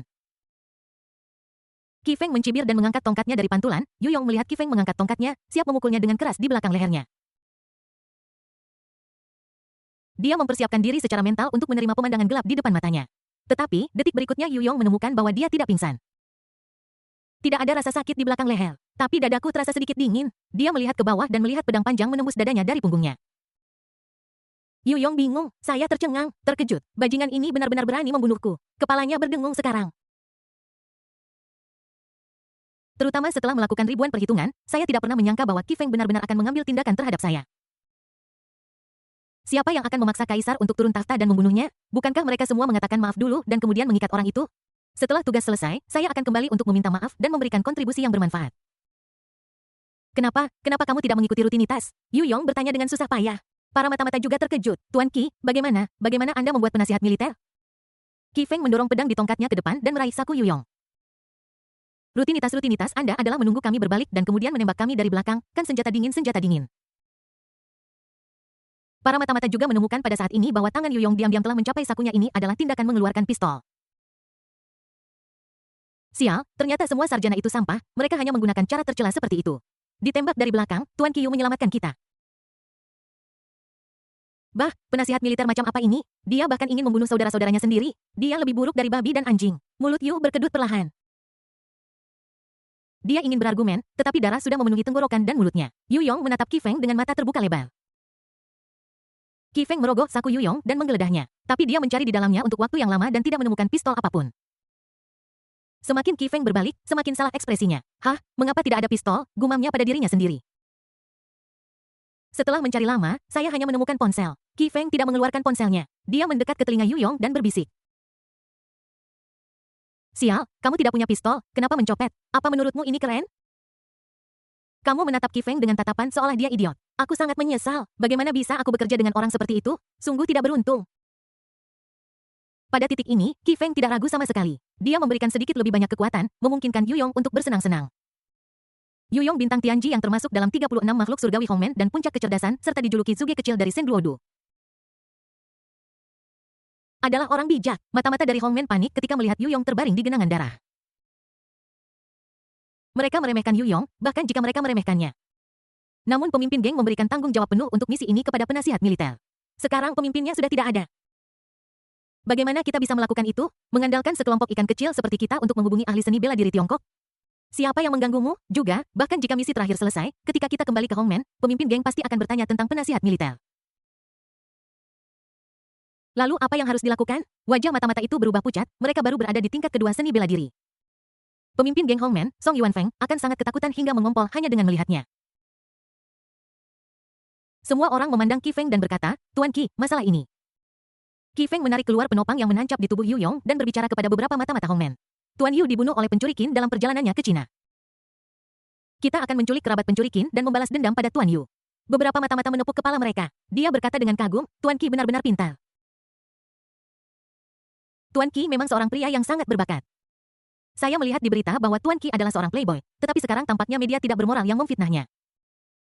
Qi Feng tersenyum dengan puas dan melambaikan tangannya berhenti menyanjung saya dan pergi ke keluarga Su untuk berbisnis. Beberapa orang mengangguk dan segera bertindak. Qi Feng memandang Yu Yong yang terbaring di tanah dan ketidakdewasaan di wajahnya langsung terhapus. Sialan, seorang pria yang bahkan tidak lulus sekolah dasar adalah penasihat militer ibumu. Jika aku tidak membunuhmu hari ini, aku akan membunuhmu setelah aku merekrut orang untuk turnamen seni bela diri. Sungguh omong kosong Hongmen, hanya sekumpulan orang udik tidak berpendidikan.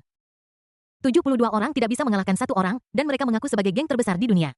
Bah, Hilton Garden Inn lantai hampir 4 jam komunikasi yang ramah. Su Xiaoyan mencapai batas fisiknya. Dia bersandar di lengan Qin Chuan sambil bernapas perlahan. Di musim dingin yang dingin, kulitnya yang halus memancarkan sedikit panas. Dia masih mengenakan seragam sekolah retro yang lama, tetapi kali ini ada resletingnya. Sulit untuk menariknya ke atas karena ekspansi dan kontraksi termal. Jadi saya berhenti melakukannya. Qin Chuan bahkan tidak menarik napas. Seolah-olah dia belum mengerahkan kekuatan apapun dan wajahnya menunjukkan ekspresi tidak puas. Dia memeluk pinggang lembut Su Xiaoyan dan menatap wajahnya yang telah dibasuh oleh badai. Merasa sedikit tertekan, Su Xiaoyan berbaring dengan malu-malu di pelukan Qin Chuan. Meskipun dia lelah, dia sangat bahagia. Qin Chuan memiliki banyak sekali wanita kepercayaan dan hampir semuanya secantik dirinya. Dan orang-orang ini masing-masing dengan trik mereka sendiri semuanya mengincar dia dengan penuh nafsu. Status dan kekayaan Qin Chuan saat ini sangat besar. Beberapa hal kurang lebih di luar kendali kita. Su Xiaoyan adalah wanita yang bijaksana. Ada beberapa hal yang bisa Anda tanya, tapi ada beberapa hal yang tidak bisa Anda tanyakan. Selama Qin Chuan paling peduli padaku, itu sudah cukup, pikir Su Xiaoyan. Namun, Su Xiaoyan memperhatikan dengan cermat dari penampilannya barusan. Qin Chuan masih hanya mementingkan dirinya sendiri. Memikirkan hal ini, sudut mulutnya naik tanpa sadar. Apa kau memikirkan sesuatu yang menyenangkan? Melihat Su Xiaoyan tersenyum, Qin Chuan tidak bisa menahan diri untuk bertanya. Su Xiaoyan berbalik dan memeluk Qin Chuan erat-erat. Aku tidak memikirkan apapun, aku hanya merasa seperti wanita paling bahagia di dunia berada di sampingmu.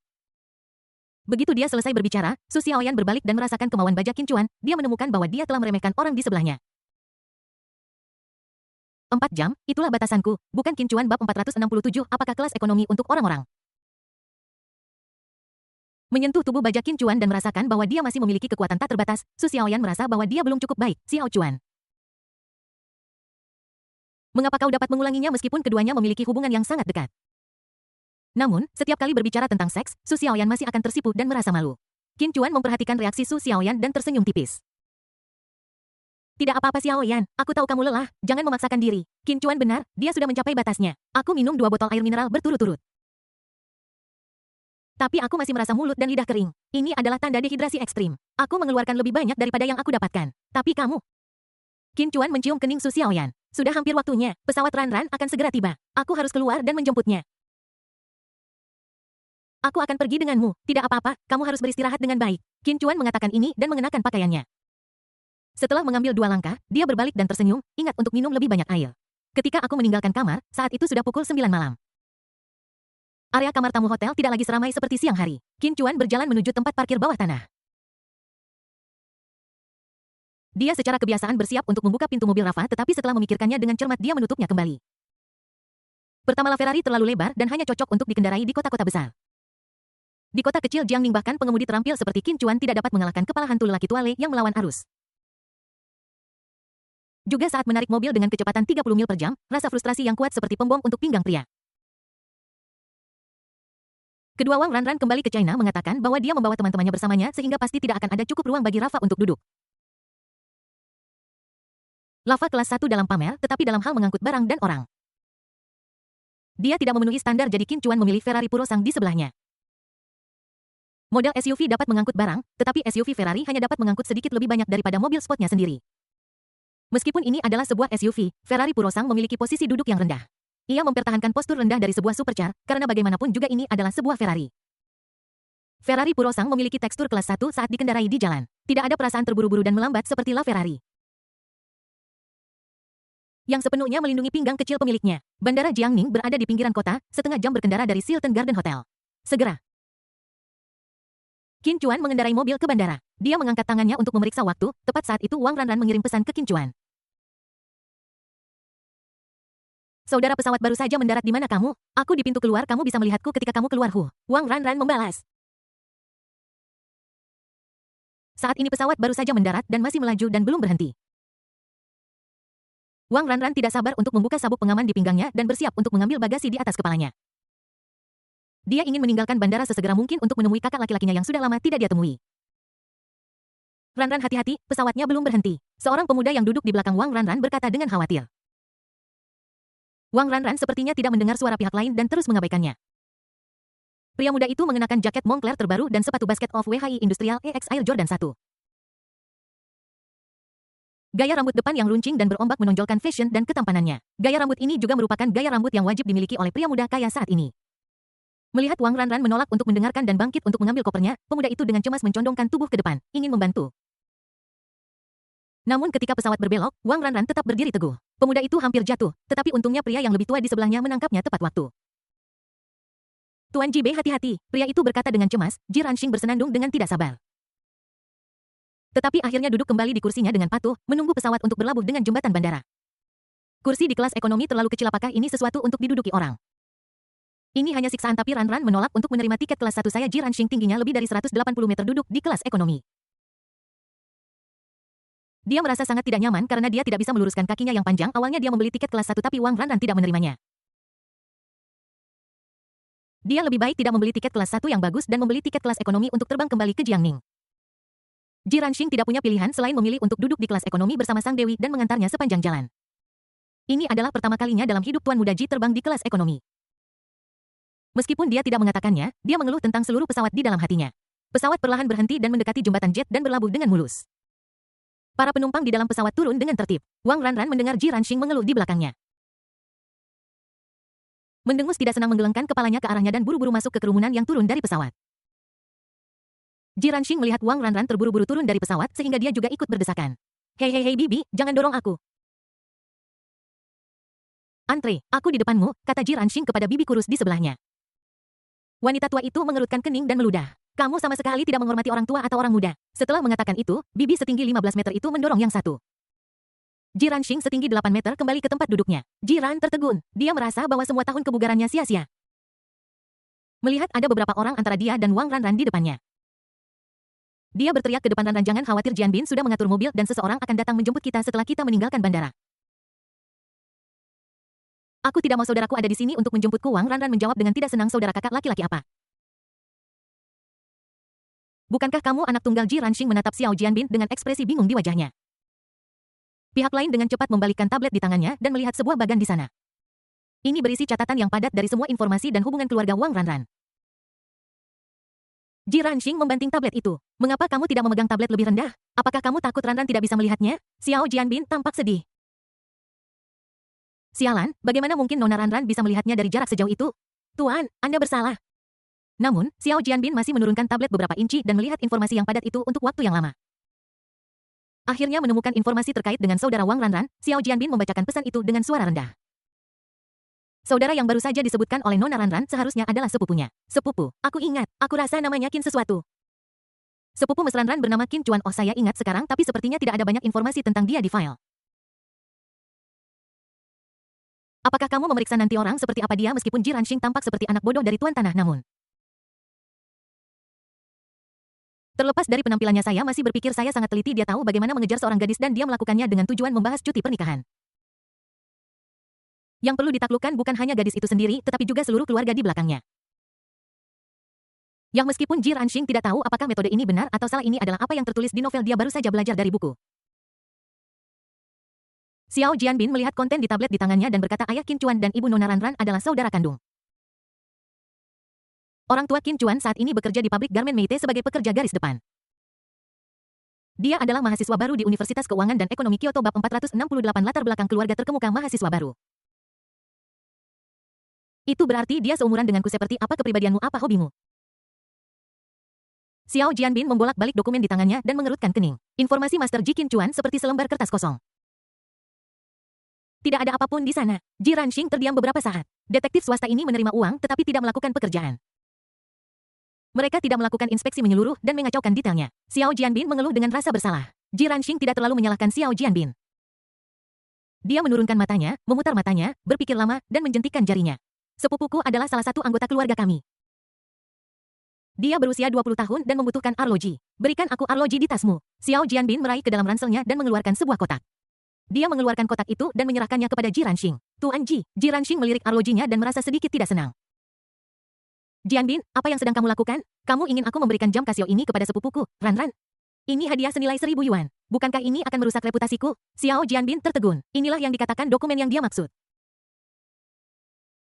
Tuan, keluarga sepupu Nona Ran tidak kaya. Gabungan gaji bulanan orang tuanya hanya 6.000 hingga 7.000 yuan ketika sepupunya masih sekolah. Dia didukung oleh keluarga Nona Ran. Jam tangan Casio 1000 yuan sudah cukup untuk mengatasinya.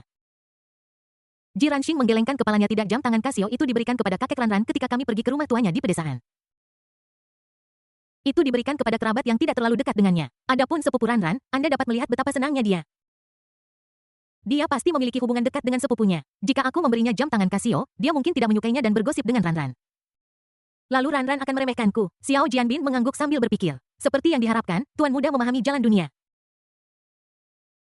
Aku masih harus banyak belajar darimu. Ji, berhenti menjilatku. Xiao Jianbin memasukkan kembali jam tangan Casio itu ke dalam ranselnya. Kemudian dia melanjutkan menggeledah tasnya. Setelah beberapa saat Xiao Jianbin meraba-raba jam tangan yang lebih besar dan menyerahkannya. Ji Ranxing menurunkan alisnya dan melihat longin kerutan Ji Ranxing masih kencang dan belum memudar. Melihat ini Xiao Jianbin bingung. Tuan, bukankah kualitas longin Conquest ini cukup baik? Menurut Xiao Jianbin, jam tangan longin Conquest ini bernilai 15.000 yuan jelas merupakan hadiah yang bagus untuk mengunjungi kerabat dan teman atau menjamu tamu. Selain itu, hadiah dari tuan muda saya bukanlah saudara kandung Nona Ran, dia hanyalah sepupu bahkan jika hubungannya sangat baik. Hadiah senilai 15.000 yuan cukup mengesankan, tetapi ketika dia melihat Ji Ranxing, dia menyadari bahwa pihak lain masih sangat tidak puas dengan hadiah ini. Jianbin dan ayahku telah bersama selama bertahun-tahun. Kamu telah melihat banyak hal tentang bagaimana cara berurusan dengan orang, tapi mengapa kamu masih begitu pelit? Xiao Jianbin merasa sedikit malu dengan apa yang dikatakan Ji Ranxing dan hanya bisa menggaruk kepalanya untuk meredakan rasa malu. Maksudmu? Ji Ranxing menunjuk ransel itu dan berkata, berikan aku pesawat International Airlines. Setelah mendengar ini, Xiao Jianbin menarik napas dalam-dalam. Dia mengeluarkan sebuah kotak kecil dari koper dengan panik. Ji Ranxing mengambil kotak arloji itu dan membukanya.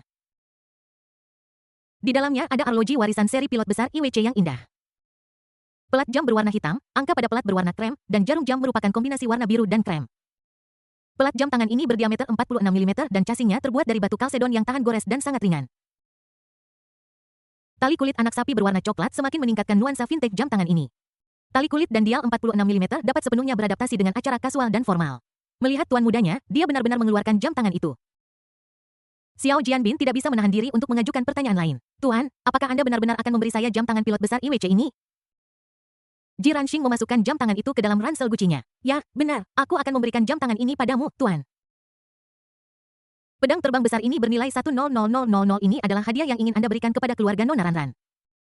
Kerabat dan tetua terdekat apakah tidak pantas memberikannya kepada sepupu Nona Ran? Di mata Xiao Jianbin meskipun Qin Chuan adalah sepupu Wang Ran tetapi sepupu tetaplah sepupu dan ketika teman sebaya saling memberi hadiah. Yang dia berikan adalah jam tangan senilai ratusan ribu dolar. Ini benar-benar agak terlalu mewah dan boros. Ji Ranxing melirik Xiao Jianbin. Jianbin, buka pikiranmu, ketika kita di sekolah orang yang paling sering Ran bicarakan adalah sepupunya. Ini menunjukkan bahwa sepupunya tidak ada bandingannya dengan siapapun di hatinya. Bahkan lebih penting dari orang tuanya. Oleh karena itu, saya tidak bisa memperlakukan sepupu ini sebagai kerabat biasa. Tetapi harus menjadikannya prioritas utama meskipun dengan kondisi keluarga sepupunya. Dia akan sangat senang bahkan jika saya memberinya jam tangan longin Conquest senilai 15.000 yuan, namun, itu hanyalah kebahagiaan. 15.000 yuan masih dalam jangkauannya.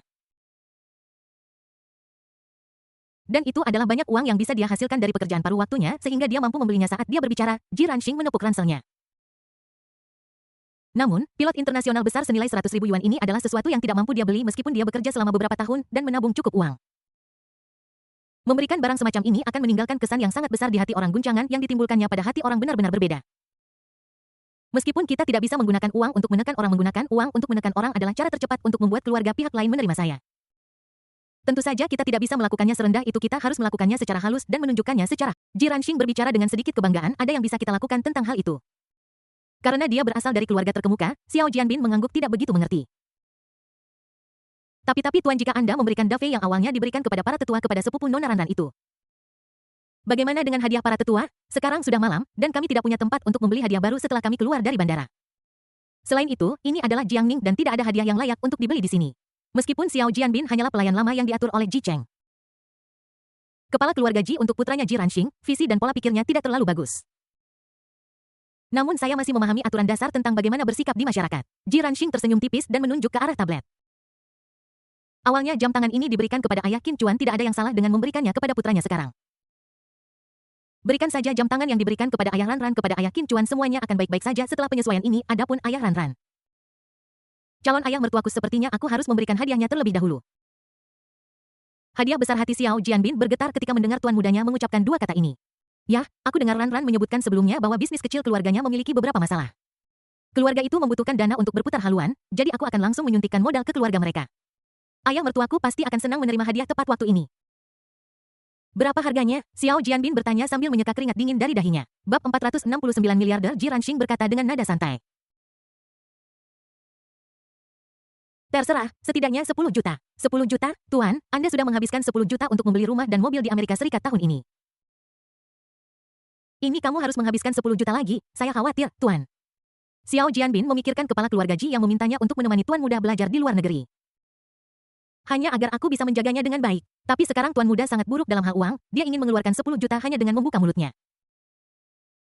Xiao Jianbin hanya merasakan jantungnya berdebar kencang. Jianbin, beberapa uang tidak bisa disimpan. Pria itu adalah calon ayah mertuaku. Jika aku tidak bisa menyelesaikan masalahnya secepatnya, bagaimana aku bisa membuat Ranran melihatku dengan mata baru? Xiao Jianbin mengangguk. Kupikir Tuan, kau sudah cukup membuat Nona Ranran terkesan.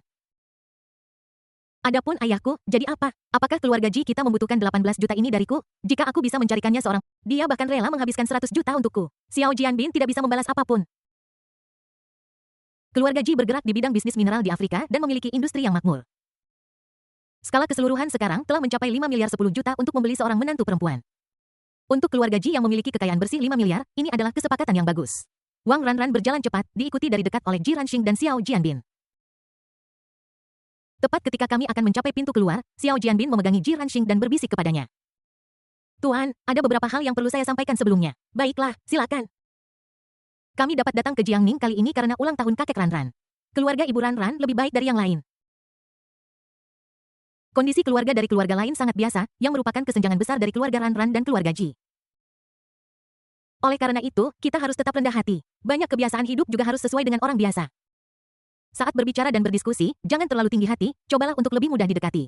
Xiao Jianbin mengomel di telinga Ji Ranxing seperti seorang wanita tua. Dia terlalu mengenal tuan mudanya. Dia tahu bahwa dia telah dimanjakan sejak kecil. Memiliki kebiasaan menghabiskan uang dengan boros dan memiliki kebiasaan berbicara, seorang bangsawan. Ji Ranxing selalu mengatakan bahwa uang dapat menyelesaikan 90% masalah. Dan 10% sisanya membutuhkan lebih banyak uang untuk menyelesaikannya jika Anda berkomunikasi dengan orang-orang dari kelas yang sama menggunakan cara melakukan sesuatu ini. Secara alami tidak akan ada masalah, namun masalah pasti akan timbul ketika berinteraksi dengan orang biasa.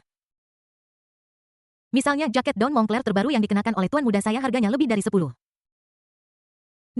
yuan. Bagi Ji Ranxing, membelinya tidak berbeda dengan membeli pakaian seharga 9,9 yuan di Pinduoduo. Jika Anda menyukainya, Anda dapat membelinya secara penuh. Dan tidak ada beban untuk membelinya. Tetapi bagi orang biasa, itu adalah gaji 2 atau 3 bulan dan mereka hanya akan memakainya sekali selama liburan. Sekarang ketika mereka berdua pergi ke rumah seseorang sebagai tamu, mereka tidak bisa tidak mengobrol bersama. Xiao Jianbin takut semua orang akan membicarakan masalah keluarga dan topik yang mungkin bernilai 100 atau 80 yuan akan menjadi 1,8 juta yuan ketika sampai pada kerang jiran, meskipun dia mengatakannya tanpa sengaja. Itu terdengar disengaja yang membuat orang merasa tidak nyaman dan mengira dia pamer. Ji Ranxing mengangguk. Tidak sabar, aku tahu kamu hanya ingin aku bersikap rendah hati, bukankah gayaku biasanya bersikap rendah hati? Sudut mulut Xiao Jianbin berkedut. Kamu tidak ada hubungannya dengan bersikap rendah hati Wang Ranran. Siapa yang berjalan di depan kedua pria itu mendengar percakapan di antara mereka di belakangnya. Berhenti dan melihat ke belakang. Rendah hati Ji Ranxing, kapan kamu pernah rendah hati? Cara berpakaianmu memakai semua barang mewah terlihat seperti anak orang kaya generasi kedua yang khas yang belajar di luar negeri di Amerika Serikat. Ji Ranxing tampak sedih. Ranranku ingin datang ke rumahmu. Aku sudah berusaha sekuat tenaga untuk tidak mengenakan pakaian haute couture Prancis atau membawa tas Hermes edisi terbatas. Lihatlah, aku jaket Moncler dan tas Gucci ini hanya 10.000 yuan. Apakah aku tidak sederhana? Wang Ranran tidak bisa berkata apa-apa. Dia merasa bahwa dia tidak dapat berkomunikasi dengan pihak lain. Dia menunjuk sepatu basket of WHI Gong EX Air Jordan 1 di kaki Ji Ranxing. Bagaimana dengan ini? Sepasang sepatu basket senilai lebih dari 30.000 yuan? Apakah ini dianggap sederhana? Ji Ranxing tanpa sadar ingin segera melepas sepatunya dan mengambil sepasang lain dari koper untuk diganti. Tapi dia langsung ingat. Harga sepasang sepatu Nike Red Coconut di koper setara dengan 2 pasang sepatu basket Off-White Gong X Air Jordan 1 di kaki saya. Wang Ranran menggelengkan kepalanya. Dia bukan orang yang tidak masuk akal. Tidak realistis meminta seorang miliarder untuk berpura-pura menjadi orang biasa. Dia hanya ingin mengklarifikasi beberapa hal tentang Qin Chuan kepada Ji Ranxing sebelumnya. Ji Ranxing sepupuku, dia baik dalam segala hal, kecuali temperamennya. Emosinya sedikit-sedikit setelah berpikir beberapa saat Wang Ranran tidak tahu bagaimana menggambarkan emosi Qin Chuan. Itu bukan hal yang baik, itu tidak benar mengatakan bahwa Anda memiliki temperamen buruk sepertinya bukan ide yang baik. Setelah berpikir lama, Wang Ranran masih tidak bisa memikirkan kata sifat untuk menggambarkan Ji Ranxing. Dia sangat marah pada dirinya sendiri sehingga dia menghentakkan kakinya dan memutuskan untuk tidak memikirkannya lagi. Kemudian dia berteriak pada Ji Ranxing, "Hei, ketika kamu melihat sepupuku nanti kamu harus mengendalikan sifat sokmu."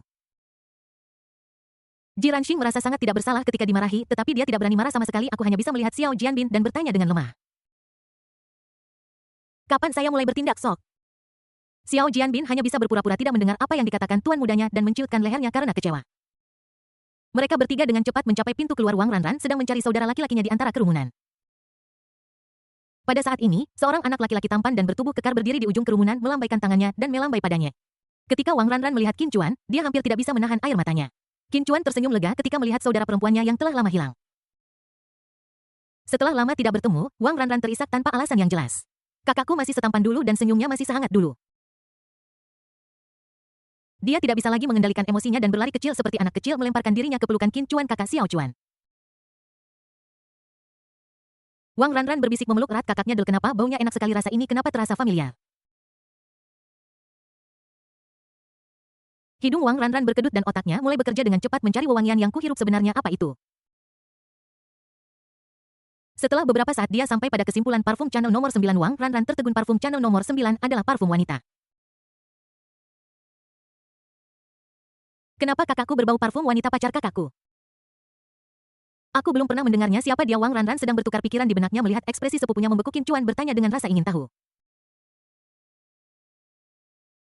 Ada yang salah apakah Anda lelah setelah duduk di pesawat terlalu lama? Wang Ranran dengan cepat menyembunyikan ekspresi bekunya. Tidak, kakak, sudah lama sekali sejak terakhir kali kita bertemu. Anda saat Wang Ranran berbicara dia tiba-tiba menyadari. Ada yang salah dengan pakaian kakakku, rasa dan teksturnya adalah kain kasmir kelas atas. Wang Ranran yang bermata tajam melihat logo di pakaian Qin Chuan sekilas Hermes. Wang Ranran menarik napas dingin.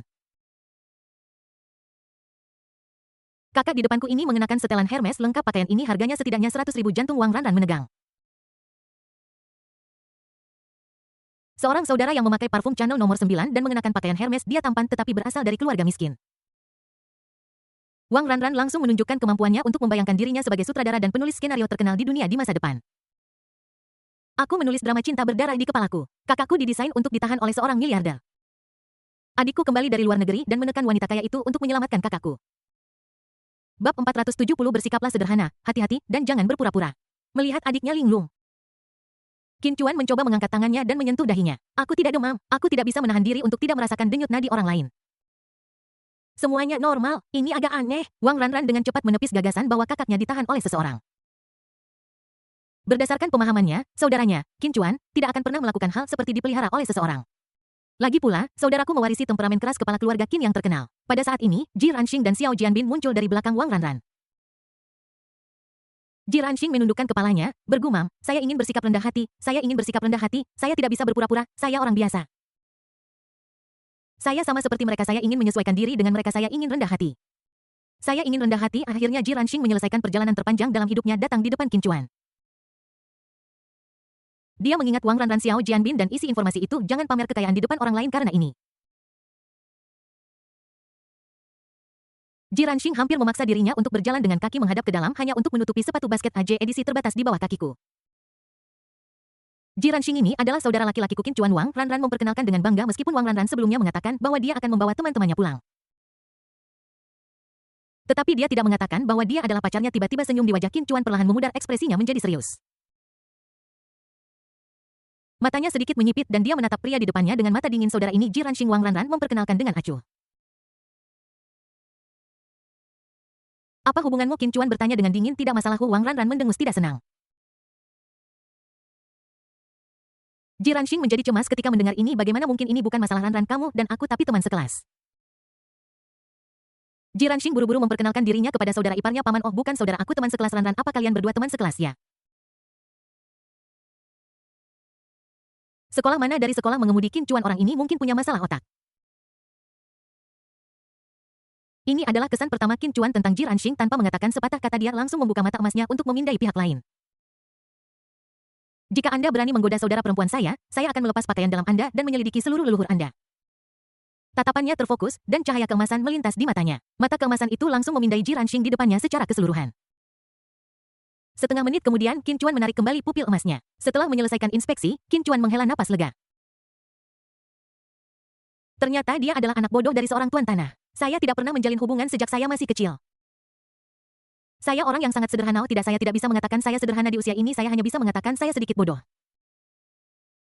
Ji Ranxing merasa tidak nyaman ditatap oleh saudara iparnya. Dia mengalihkan pandangannya, menghindari tatapan tajam orang lain. Tapi ketika dia melihat pakaian Qin Chuan, dia tercengang. Jaket Hermes, kakak ipar Nomi mengenakan Hermes seluruhnya. Ji Ranxing, yang cukup berpengetahuan tentang pakaian, menyipitkan matanya sedikit. Bukankah ini berarti bahwa saudara ipar saya berasal dari keluarga miskin? Bagaimana dia bisa memakai Hermes jika dia berasal dari keluarga miskin? Setelah Qin Chuan memberi Ji Ranxing pemeriksaan fisik, dia melambaikan tangannya. Ayo pergi, Ranran pasti lelah setelah duduk di pesawat begitu lama. Wang Ranran tersenyum dan mengangguk 2 kali. Aku akan mengantarmu istirahat dulu. Masih banyak yang harus dikerjakan di rumah besok. Kamu datang tepat waktu. Wang Ranran hanya tahu bahwa beberapa kejadian tak terduga telah terjadi di rumah dan keluarga membutuhkan uang untuk bertahan hidup. Wang Zhenhai dan Qin Wenying tidak memberitahunya secara detail. Mereka berempat berjalan ke tempat parkir dan Wang Ranran berpikir Qin Chuan mengendarai mobil ayahnya. Tapi ketika saya melihat ke sana saya tidak melihat plat nomor yang familiar hingga Qin Chuan mengantar ketiga orang itu ke Ferrari Purosang dengan plat nomor Kyoto.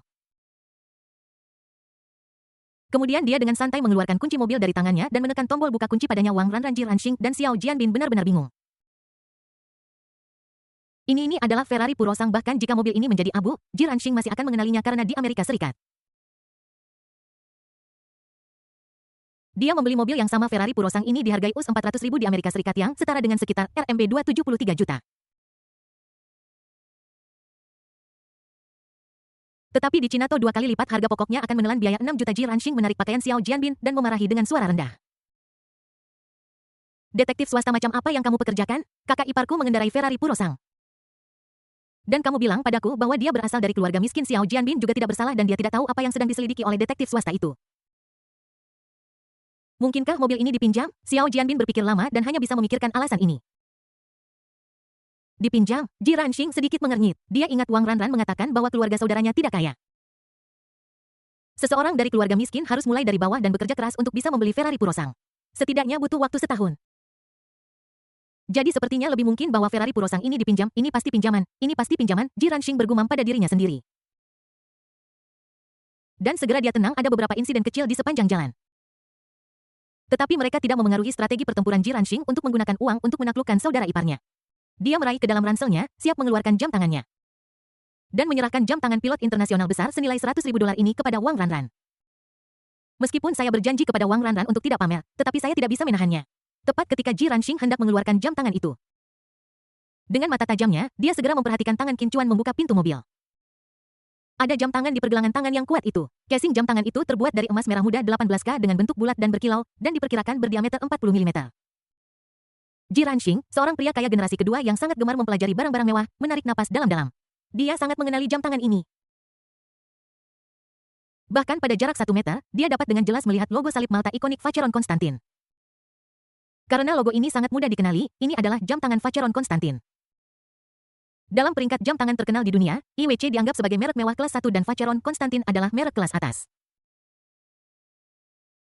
Sepertinya perbedaannya hanya 2 kata, tetapi ada 3 kelas di antaranya kelas mewah, kelas 2, kelas mewah, kelas 1 dan kelas 2 teratas. Sepertinya hanya ada perbedaan 3 tingkat, tetapi dalam jam tangan di perbedaannya 10 kali lipat atau bahkan 100 kali lipat. Ji Ranxing tanpa sadar melangkah lebih dekat dan ketika dia melihat plat jam berwarna biru dan diukir dengan burung kolibri yang sedang minum madu ini. Apakah ini lagu burung dari seri Vacheron Constantin Atik Artisan? Lagu burung dari pengrajin loteng. Ji Ranxing benar-benar terpana. Terpana karena terkejut, jam tangan ini adalah jam tangan kelas dunia dengan harga 20 juta, bahkan Jiran Shinga generasi kedua yang kaya dari keluarga senilai 5 miliar. Anda harus berpikir matang sebelum membelinya, lagi pula ini 20 juta bukan 2 juta. Jiran Shing menelan ludah dan perlahan menarik keluar tangannya yang baru saja masuk ke dalam tas untuk mengambil jam tangannya. Tidak masalah jika tidak ada perbandingan, tetapi jika dibandingkan ada yang ini. Pilot internasional besar di dalam tas adalah adik laki-laki di antara adik laki-laki. Jika saya benar-benar ingin mengirimkannya ke orang lain, saya akan seperti pantat telanjang yang melihat ke langit. Tanpa mata guru-guru bab 471 memperagakan keilahian di depan umum. Sepupu-sepupu guru Xiao Jianbin memanggil Jiran Shing yang linglung dengan suara rendah.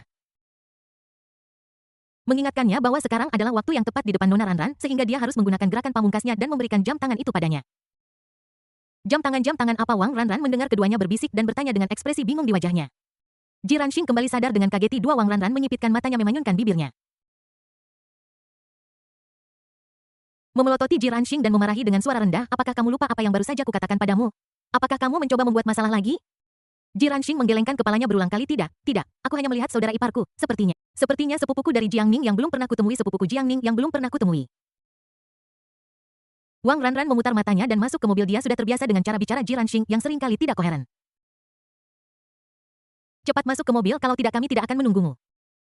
Oh, Jiran Shing segera membuka pintu mobil dan duduk di kursi belakang Ferrari Purosang. Ran Yu agak jahat pada pacarmu. Qin Chuan bercanda. Pacar siapa? Aku dan dia hanya teman biasa, lalu bawa dia pulang. Dia yang tanpa malu-malu mengikutiku. Wang Ranran berkata dengan marah. Pihak lain mengangguk berulang kali. Iya, aku yang bersikeras mengikutimu, bukan Ranran yang mengundangku. Meskipun Jiran Shing bertingkah seperti pahlawan di depan kekasihnya, itu tidak mencegahnya untuk selalu terlihat pengecut saat menghadapi Wang Ranran. Satu hal melihat Jiran Shing seperti ini, Qin Chuan merasa lega dan tidak perlu lagi khawatir saudara perempuannya diganggu. Setelah mereka bertiga duduk, Qin Chuan menyalakan mobil dan melaju menuju hotel. Xiao Jianbin dan Jiran Shing duduk di kursi belakang. Jadi tidak nyaman bagi mereka untuk berbicara secara pribadi. Keduanya hanya bisa menggunakan jari mereka untuk mengoperasikan ponsel dan mengobrol di WeChat. Bas Jiran Shing menerima pesan di ponselnya. Tuan, mengapa kamu tidak memberiku jam tangan? Lihat dulu jam tangan yang dia kenakan. Xiao Jianbin pura-pura condong ke depan dan melirik pergelangan tangan Qin Chuan. Jam tangan Little Genius yang berwarna-warni. Betapa jeniusnya jam tangan kecil itu. Itu adalah kicauan burung dari seri Vacheron Konstantin Love Artisan Vacheron Konstantin sebagai pengurus keluarga Ji. Xiao Jianbin secara alami tahu tentang jam tangan Vacheron Konstantin eselon pertama, jam tangan terkenal dunia, tetapi adapun harga setiap model. Dia tidak tahu lagi pula jam tangan bernilai jutaan atau bahkan puluhan juta di luar jangkauannya. Jam tangan itu tidak akan berharga ratusan ribu kan. Jiran Shing mengirim serangkaian tanda tanya. Jam tangan itu bernilai 20 juta. Ada sedikit keputusasaan dalam balasan Jiran Shing. Dia awalnya ingin meyakinkan pihak lain dengan penampilannya, tetapi dia dihancurkan oleh pihak lain. Ada rasa kehilangan seolah-olah seseorang gagal pamer dan akhirnya diperkosa master. Apakah ini benar 20 juta? Xiao Jianbin pasti agak ajaib. Entah itu harganya atau Qin Chuan itu bukan yang dikatakan. Informasi mereka jelas keluarga kelas pekerja. Dari mana mereka mendapatkan 20 juta? Dan mereka menghabiskan 20 juta untuk sebuah jam tangan. Tuan, apakah jam tangan ini juga dipinjam? Bisakah kamu meminjamkan saya 20 juta dan mencoba? Xiao Jianbin terdiam. Jiran Shing terdiam. Saya awalnya datang ke kampung halaman Ranran. Ingin pamer di depan orang lain dan mendapatkan pengakuan dari keluarganya. Sekarang, apalagi pamer di depan orang lain, apalagi pengakuan. Jiran Shing merasa seperti badut. Dia sedikit putus asa, sedikit sesak, sedikit seperti ibunya Ranran. Anda akan kuliah dalam setengah tahun. Anda perlu mendaftar ke universitas-universitas Amerika. Benar, apakah kamu sudah melakukannya? Qin Chuan yang sedang menyetir bertanya kepada Wang Ranran di sampingnya.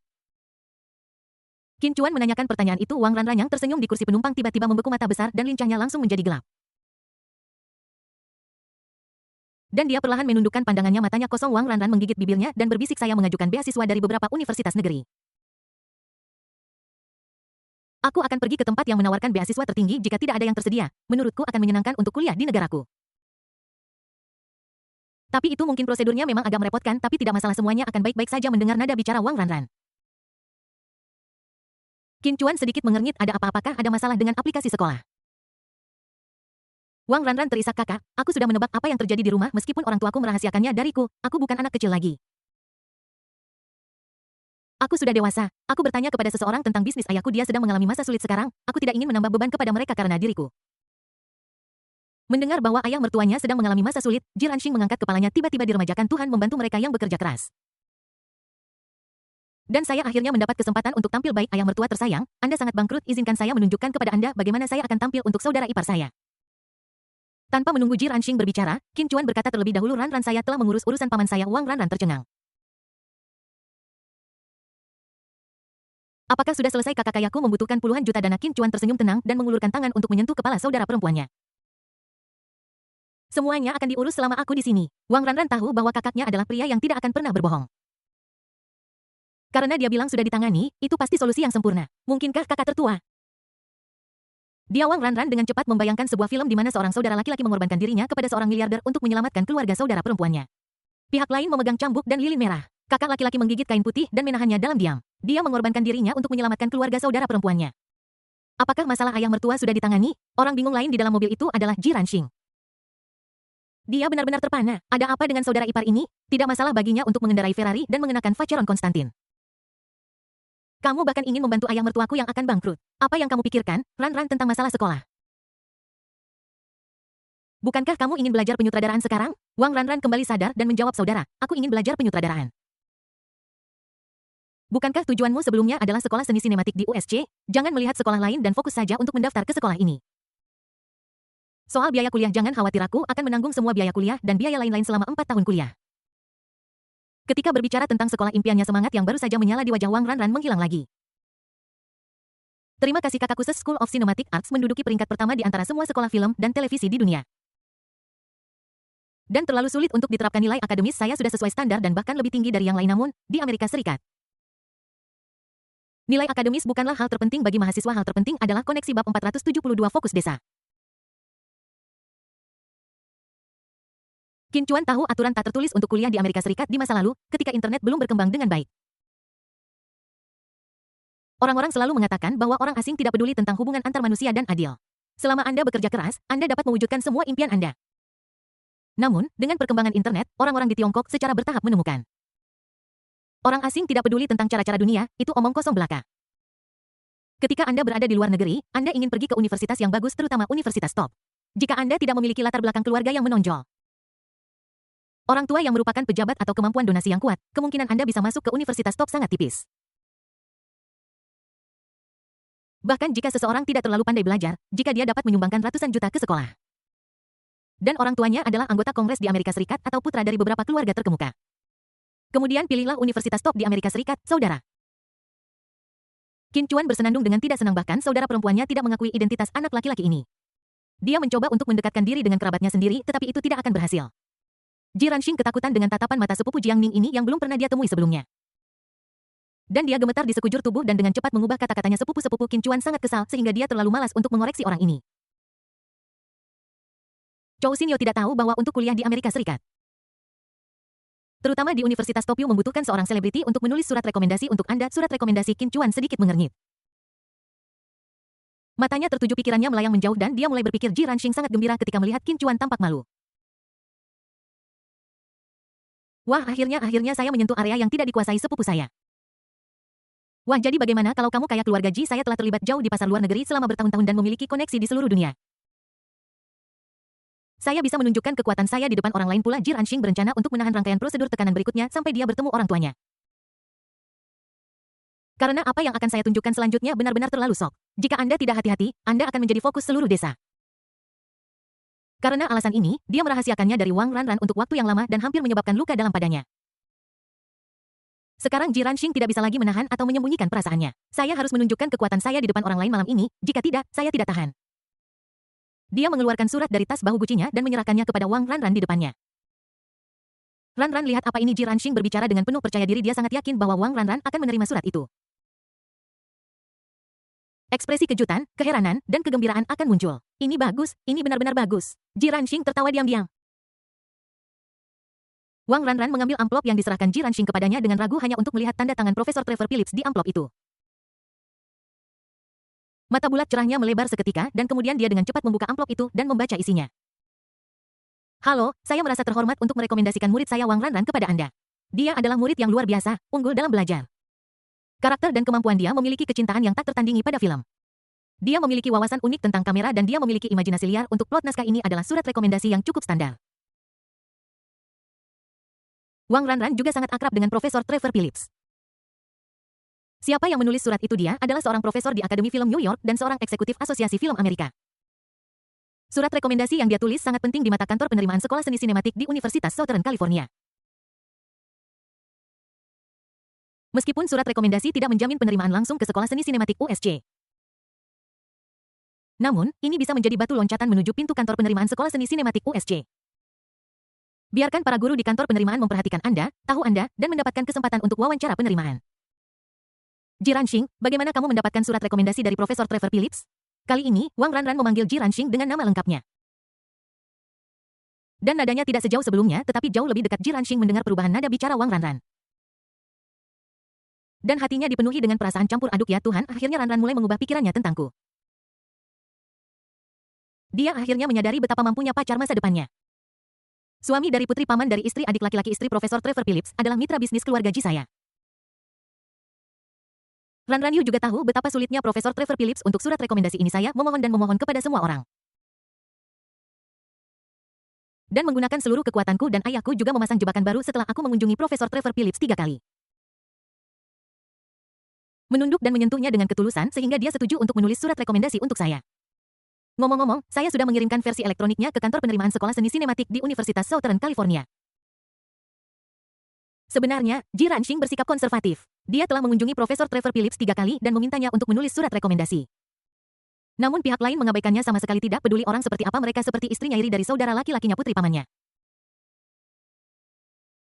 Atau suaminya profesor tidak memberi mereka muka sama sekali, akhirnya dia tidak punya pilihan selain menghabiskan 100.000 untuk menyuap mereka. Wang Ranran sangat tersentuh setelah mendengar kata-kata Ji Ranxing. Terima kasih Ranxing. Panggil boom, sebuah kembang api muncul di hati Ji Ranxing dan meledak di otaknya. Ranran memanggilku Ranking, mereka yang tidak memiliki nama keluarga memanggilku. Pada saat ini Ji Ranxing merasa seperti melayang setelah pengejaran yang begitu lama. Akhirnya aku mengambil langkah besar dan mendapatkan pengakuan Wang Ranran. Aku memang orang yang terpilih. Ranran dengan surat rekomendasi ini. Bisakah kamu pergi ke sekolah seni sinematik di Universitas Southern California? Melihat nada bicara Wang Ranran yang bersemangat dan ekspresi terkejut, Qin Chuan bertanya. Dia berencana untuk membeli rumah untuk saudara perempuannya di dekat sekolah agar hidupnya lebih nyaman. Ji Ranxing mengikuti prinsip untuk tetap rendah hati dan tidak berpura-pura keren dan dengan rendah hati menjelaskan atas nama Wang Ranran sepupu. Sistem pendidikan di Amerika Serikat berbeda dengan di Tiongkok. Meskipun surat rekomendasi itu penting, surat itu tidak dapat secara langsung menyebabkan penerimaan Ranran. Kalau begitu surat ini sama seperti kertas bekas. Wajah Ji Ran berkedut. Sepupu ini benar-benar, ketika aku rendah hati, dia memanfaatkanku. Tidak mudah bagiku untuk pamer. Sepupu, bagaimana bisa sama? Jika Ranran tidak memiliki surat rekomendasi, resumenya tidak akan berada di meja kantor penerimaan mahasiswa. Tidak ada seorang pun yang mau membuka email lamarannya. Guru penerimaan sekolah seni sinematik USC pertama-tama akan memeriksa surat rekomendasi.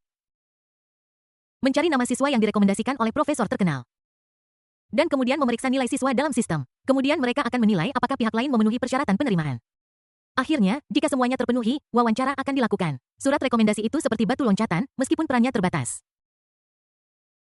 Anda tidak dapat melakukannya tanpanya. Jika Anda tidak memilikinya, orang bahkan tidak akan melihat aplikasi. Qin Chuan mengangkat bahu dan berkata, bagaimanapun, kita tetap tidak bisa membiarkan perguruan tinggi menerima Ranran. Ji Ranxing tidak senang mendengar sepupunya meremehkan hasil kerja kerasnya.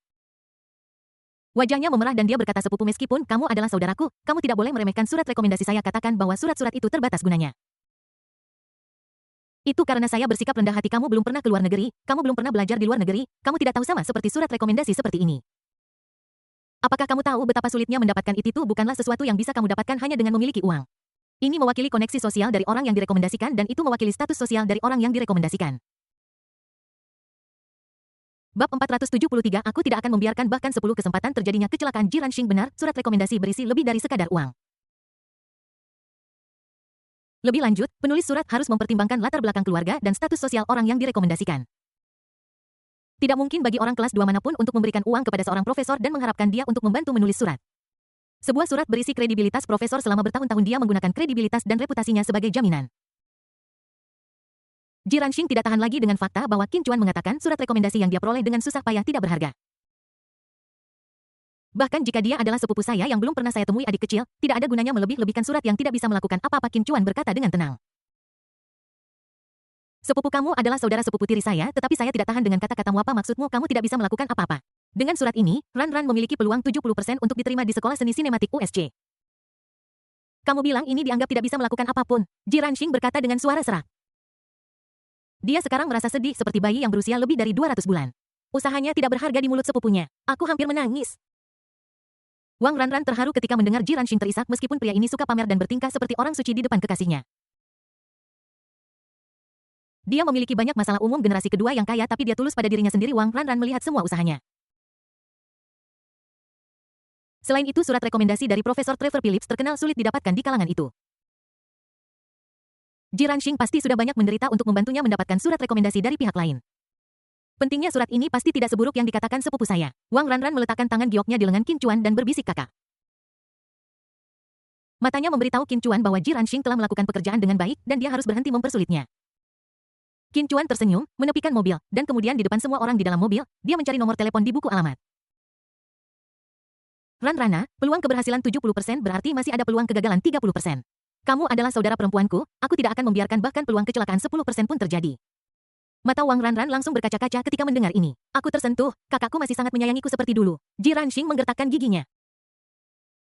Saya mendapat surat rekomendasi, oke, mengapa saya membuat gaun pengantin untuk Anda pamerkan sekarang? Terlalu banyak, terlalu banyak. Qin Chuan mengubah topik pembicaraan dan bertanya.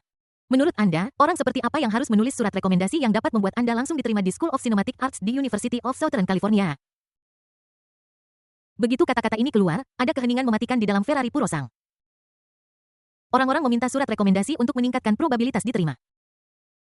Qin Chuan meminta surat rekomendasi untuk membuat Wang Ran diterima di universitas. Pertanyaannya membingungkan Wang Ran dan Ji Ranxing. Tidak seorang pun pernah mengajukan pertanyaan yang begitu berani. Ji Ranxing menyeka air mata kesedihan dari sudut matanya dan berbicara dengan tegas. Tidak seorang pun pernah bisa memasukkan seseorang ke universitas top hanya berdasarkan surat rekomendasi. Kalau begitu, aku akan menjadi yang pertama. Ji Ranxing tercengang. Sepupuku lebih sok dari aku, kalau begitu, aku akan menjadi yang pertama. Kenapa aku tidak memikirkan kalimat arogan seperti itu? Wang Ran menjelaskan kepada Qin Chuan. Saudara Ji Ranxing benar, surat rekomendasi memiliki efek terbatas, mungkin merekomendasikan seseorang ke universitas top.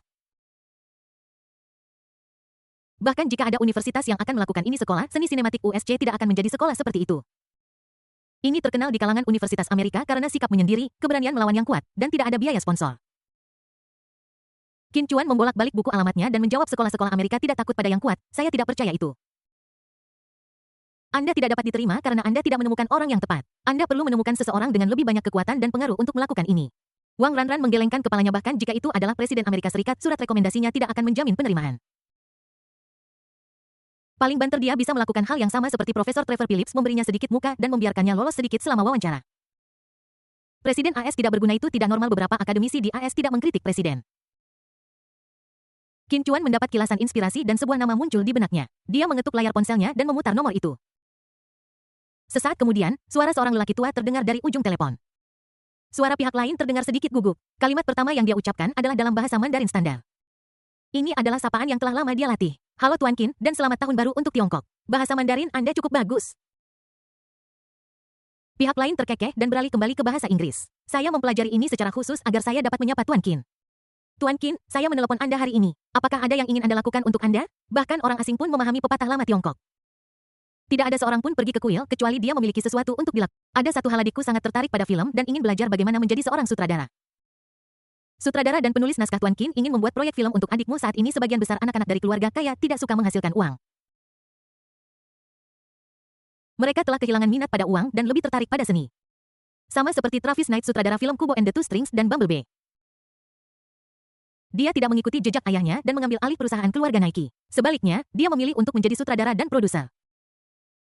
Pangeran dari perusahaan dengan nilai pasar hanya ratusan miliar dapat melakukan apapun yang dia inginkan. Pria di ujung telepon itu, sang triliuner legendaris, ingin mendukung saudara perempuannya untuk menjadi seorang sutradara. Ini sangat mudah, masalah sederhana. Adik Nomi adalah seorang senior tahun ini dan dia akan kuliah. Kita bisa bicara tentang menyiapkan proyek setelah dia menyelesaikan kuliah. Hal terpenting saat ini adalah pendaftaran pertanyaan penerimaan. Mata orang lain berputar dan dia segera mengerti apa yang dimaksud Qin Chuan. Tuan Shido, Anda ingin surat rekomendasi dari saya. Saya akan segera menulisnya untuk Anda. Tidak, saya ingin Anda menelepon sekolah seni sinematik USC dan meminta mereka untuk menerima saudara perempuan saya secara langsung. Wang Ranran dan Ji Ranxing belajar di Amerika Serikat. Tentu saja, keduanya dapat memahami bahasa Inggris yang diucapkan oleh Qin Chuan. Detik sebelumnya, mereka masih mengagumi bahasa Inggris aksen Amerika otentik Qin Chuan. Detik berikutnya kata-kata Qin Chuan membuat mereka berdua tercengang biarkan pihak lain menelepon sekolah secara langsung dan mengakui Wang Ranran. Belum lagi nada bicara Qin Chuan yang keterlaluan. Siapa orang di ujung telepon sana mengapa dia memiliki kekuatan yang begitu besar untuk ikut campur dalam masalah seperti itu? Sekolah Seni Sinematik USC orang tua di ujung telepon terdiam. Dia tahu bahwa sekolah ini terkenal sulit untuk dihadapi di Amerika Serikat. Qin Chuan melihat bahwa pihak lain ragu-ragu dan bertanya dengan tidak senang. Mengapa apakah ini sulit bagimu? Pihak lain mengatakan yang sebenarnya Tuan King jika itu Akademi Film New York saya dapat menjamin bahwa saya dapat mewujudkannya. Tetapi sekolah seni sinematik USCA-nya saja presiden sekolah seni sinematik USCA agak sulit untuk diajak bicara. Bab 474 Aku tidak pernah peduli tentang wajah orang lain dalam hidupku. Aku mendengar kata-kata memalukan lelaki tua itu di telepon. Ji Ranxing yang duduk di barisan belakang tersenyum. Dia merasa sedikit senang dan berkata pada dirinya sendiri, oh sepupuku. Kamu sangat sombong barusan, dan sekarang kamu sangat malu. Aku bilang padamu bahwa gagasan penerimaan langsung adalah fantasi. Tapi kamu masih tidak mempercayainya. Sekarang kamu tidak bisa mendapatkan bantuan yang kamu minta. Kamu juga seorang badut. Mata Qin Chuan berkilat dingin. Presiden Sekolah Seni Sinematik USC sulit diajak bicara. Kalau begitu, tolong sampaikan pesan untuknya jika dia tidak ingin melakukan apa yang diinginkan saudara perempuanku. Maka mulai hari ini saya tidak akan mempekerjakan mahasiswa lulusan Sekolah Seni Sinematik USC. Entah mereka aktor, sutradara, atau produser, saya bahkan akan melarang mahasiswa lulusan Sekolah Seni Sinematik USC dari industri film dan televisi global. Orang tua itu terkejut ketika mendengar ini. Dia sama sekali tidak ragu apakah keputusan Qin Chuan itu benar atau salah. Yang perlu dia ketahui hanyalah bahwa Qin Chuan memiliki kemampuan untuk menyelesaikan tugas ini. Seberapa kuat Sekolah Seni Sinematik USC? Tidak peduli seberapa kuat dan hebatnya di industri film dan televisi. Seberapa kuatnya dia hanyalah seorang seniman dan orang dalam industri hiburan. Berada di industri hiburan, menjadi bintang, atau menjadi aktor. Pengaruh Anda terbatas, apakah di Cina atau Amerika Serikat dapat dibandingkan dengan kerajaan miliaran dolar Qin Chuan? Dapatkah itu dibandingkan dengan pengaruh Dakin Internasional yang ada di USC School of Cinematic Arts hanya mengekspor sejumlah kecil bakat ke SFILM dan industri televisi? Jika dilarang film dan akademi televisi akan bangkit dan menggantinya. Jika Qin Chuan benar-benar ingin melarang mahasiswa lulusan dari perguruan tinggi ini di seluruh industri, maka Sekolah Seni Sinematik USC pasti akan tutup dalam 2 tahun. Saya datang ke sekolah ini hanya untuk menjadi sutradara atau produser terkenal. Jika Anda dilarang dari seluruh internet, maka tidak ada gunanya belajar di sini. Siapa yang mau datang jika Anda menganggur setelah lulus? Faktanya, tidak perlu Qin Chuan atau Dakin Internasional untuk mengambil tindakan. Kelompok lelaki tua itu sendiri meluncurkan serangan habis-habisan. Dan bahkan USC School of Cinematic Arts pun tidak dapat menahannya. Dia tidak melakukan itu, hanya karena dia tidak ingin terlalu memalukan. Tuan Qin, mohon tunggu sebentar. Saya akan segera menelepon kepala sekolah. Jelaskan situasinya padanya. Saya yakin dia akan membuat keputusan yang bijak. Setelah pria tua itu menutup telepon, dia segera menelepon Presiden Sekolah Seni Sinematik USC. Telepon berdering 2 kali dan pihak lain menjawab, Tuan Bauer, bagaimana bisa Anda punya waktu untuk menelepon saya hari ini? Kepala sekolah McD Santa menyapa dengan nada terkejut. Bauer menyeka keringat dari dahinya dan berbicara dengan nada serius, Mike, ada sesuatu yang ingin saya katakan padamu. Saya harap kamu bisa menanggapinya dengan serius. McD Santa mendengar pihak lain begitu serius. Dia menahan senyumnya dan berkata, Bol, silakan lanjutkan. Mike, ada seorang pria yang saudara perempuannya ingin masuk sekolahmu untuk studi lebih lanjut. Dia seorang senior tahun ini dan akan mendaftar setelah liburan musim panas. Mike Di Santa menyipitkan matanya ketika mendengar ini. Dia bisa tahu bahwa pihak lain sedang berusaha agar dia membuka pintu belakang. Bol, kita memiliki hubungan pribadi yang baik. Namun, saya minta maaf karena saya tidak bisa memberikan konsesi terkait penerimaan sekolah.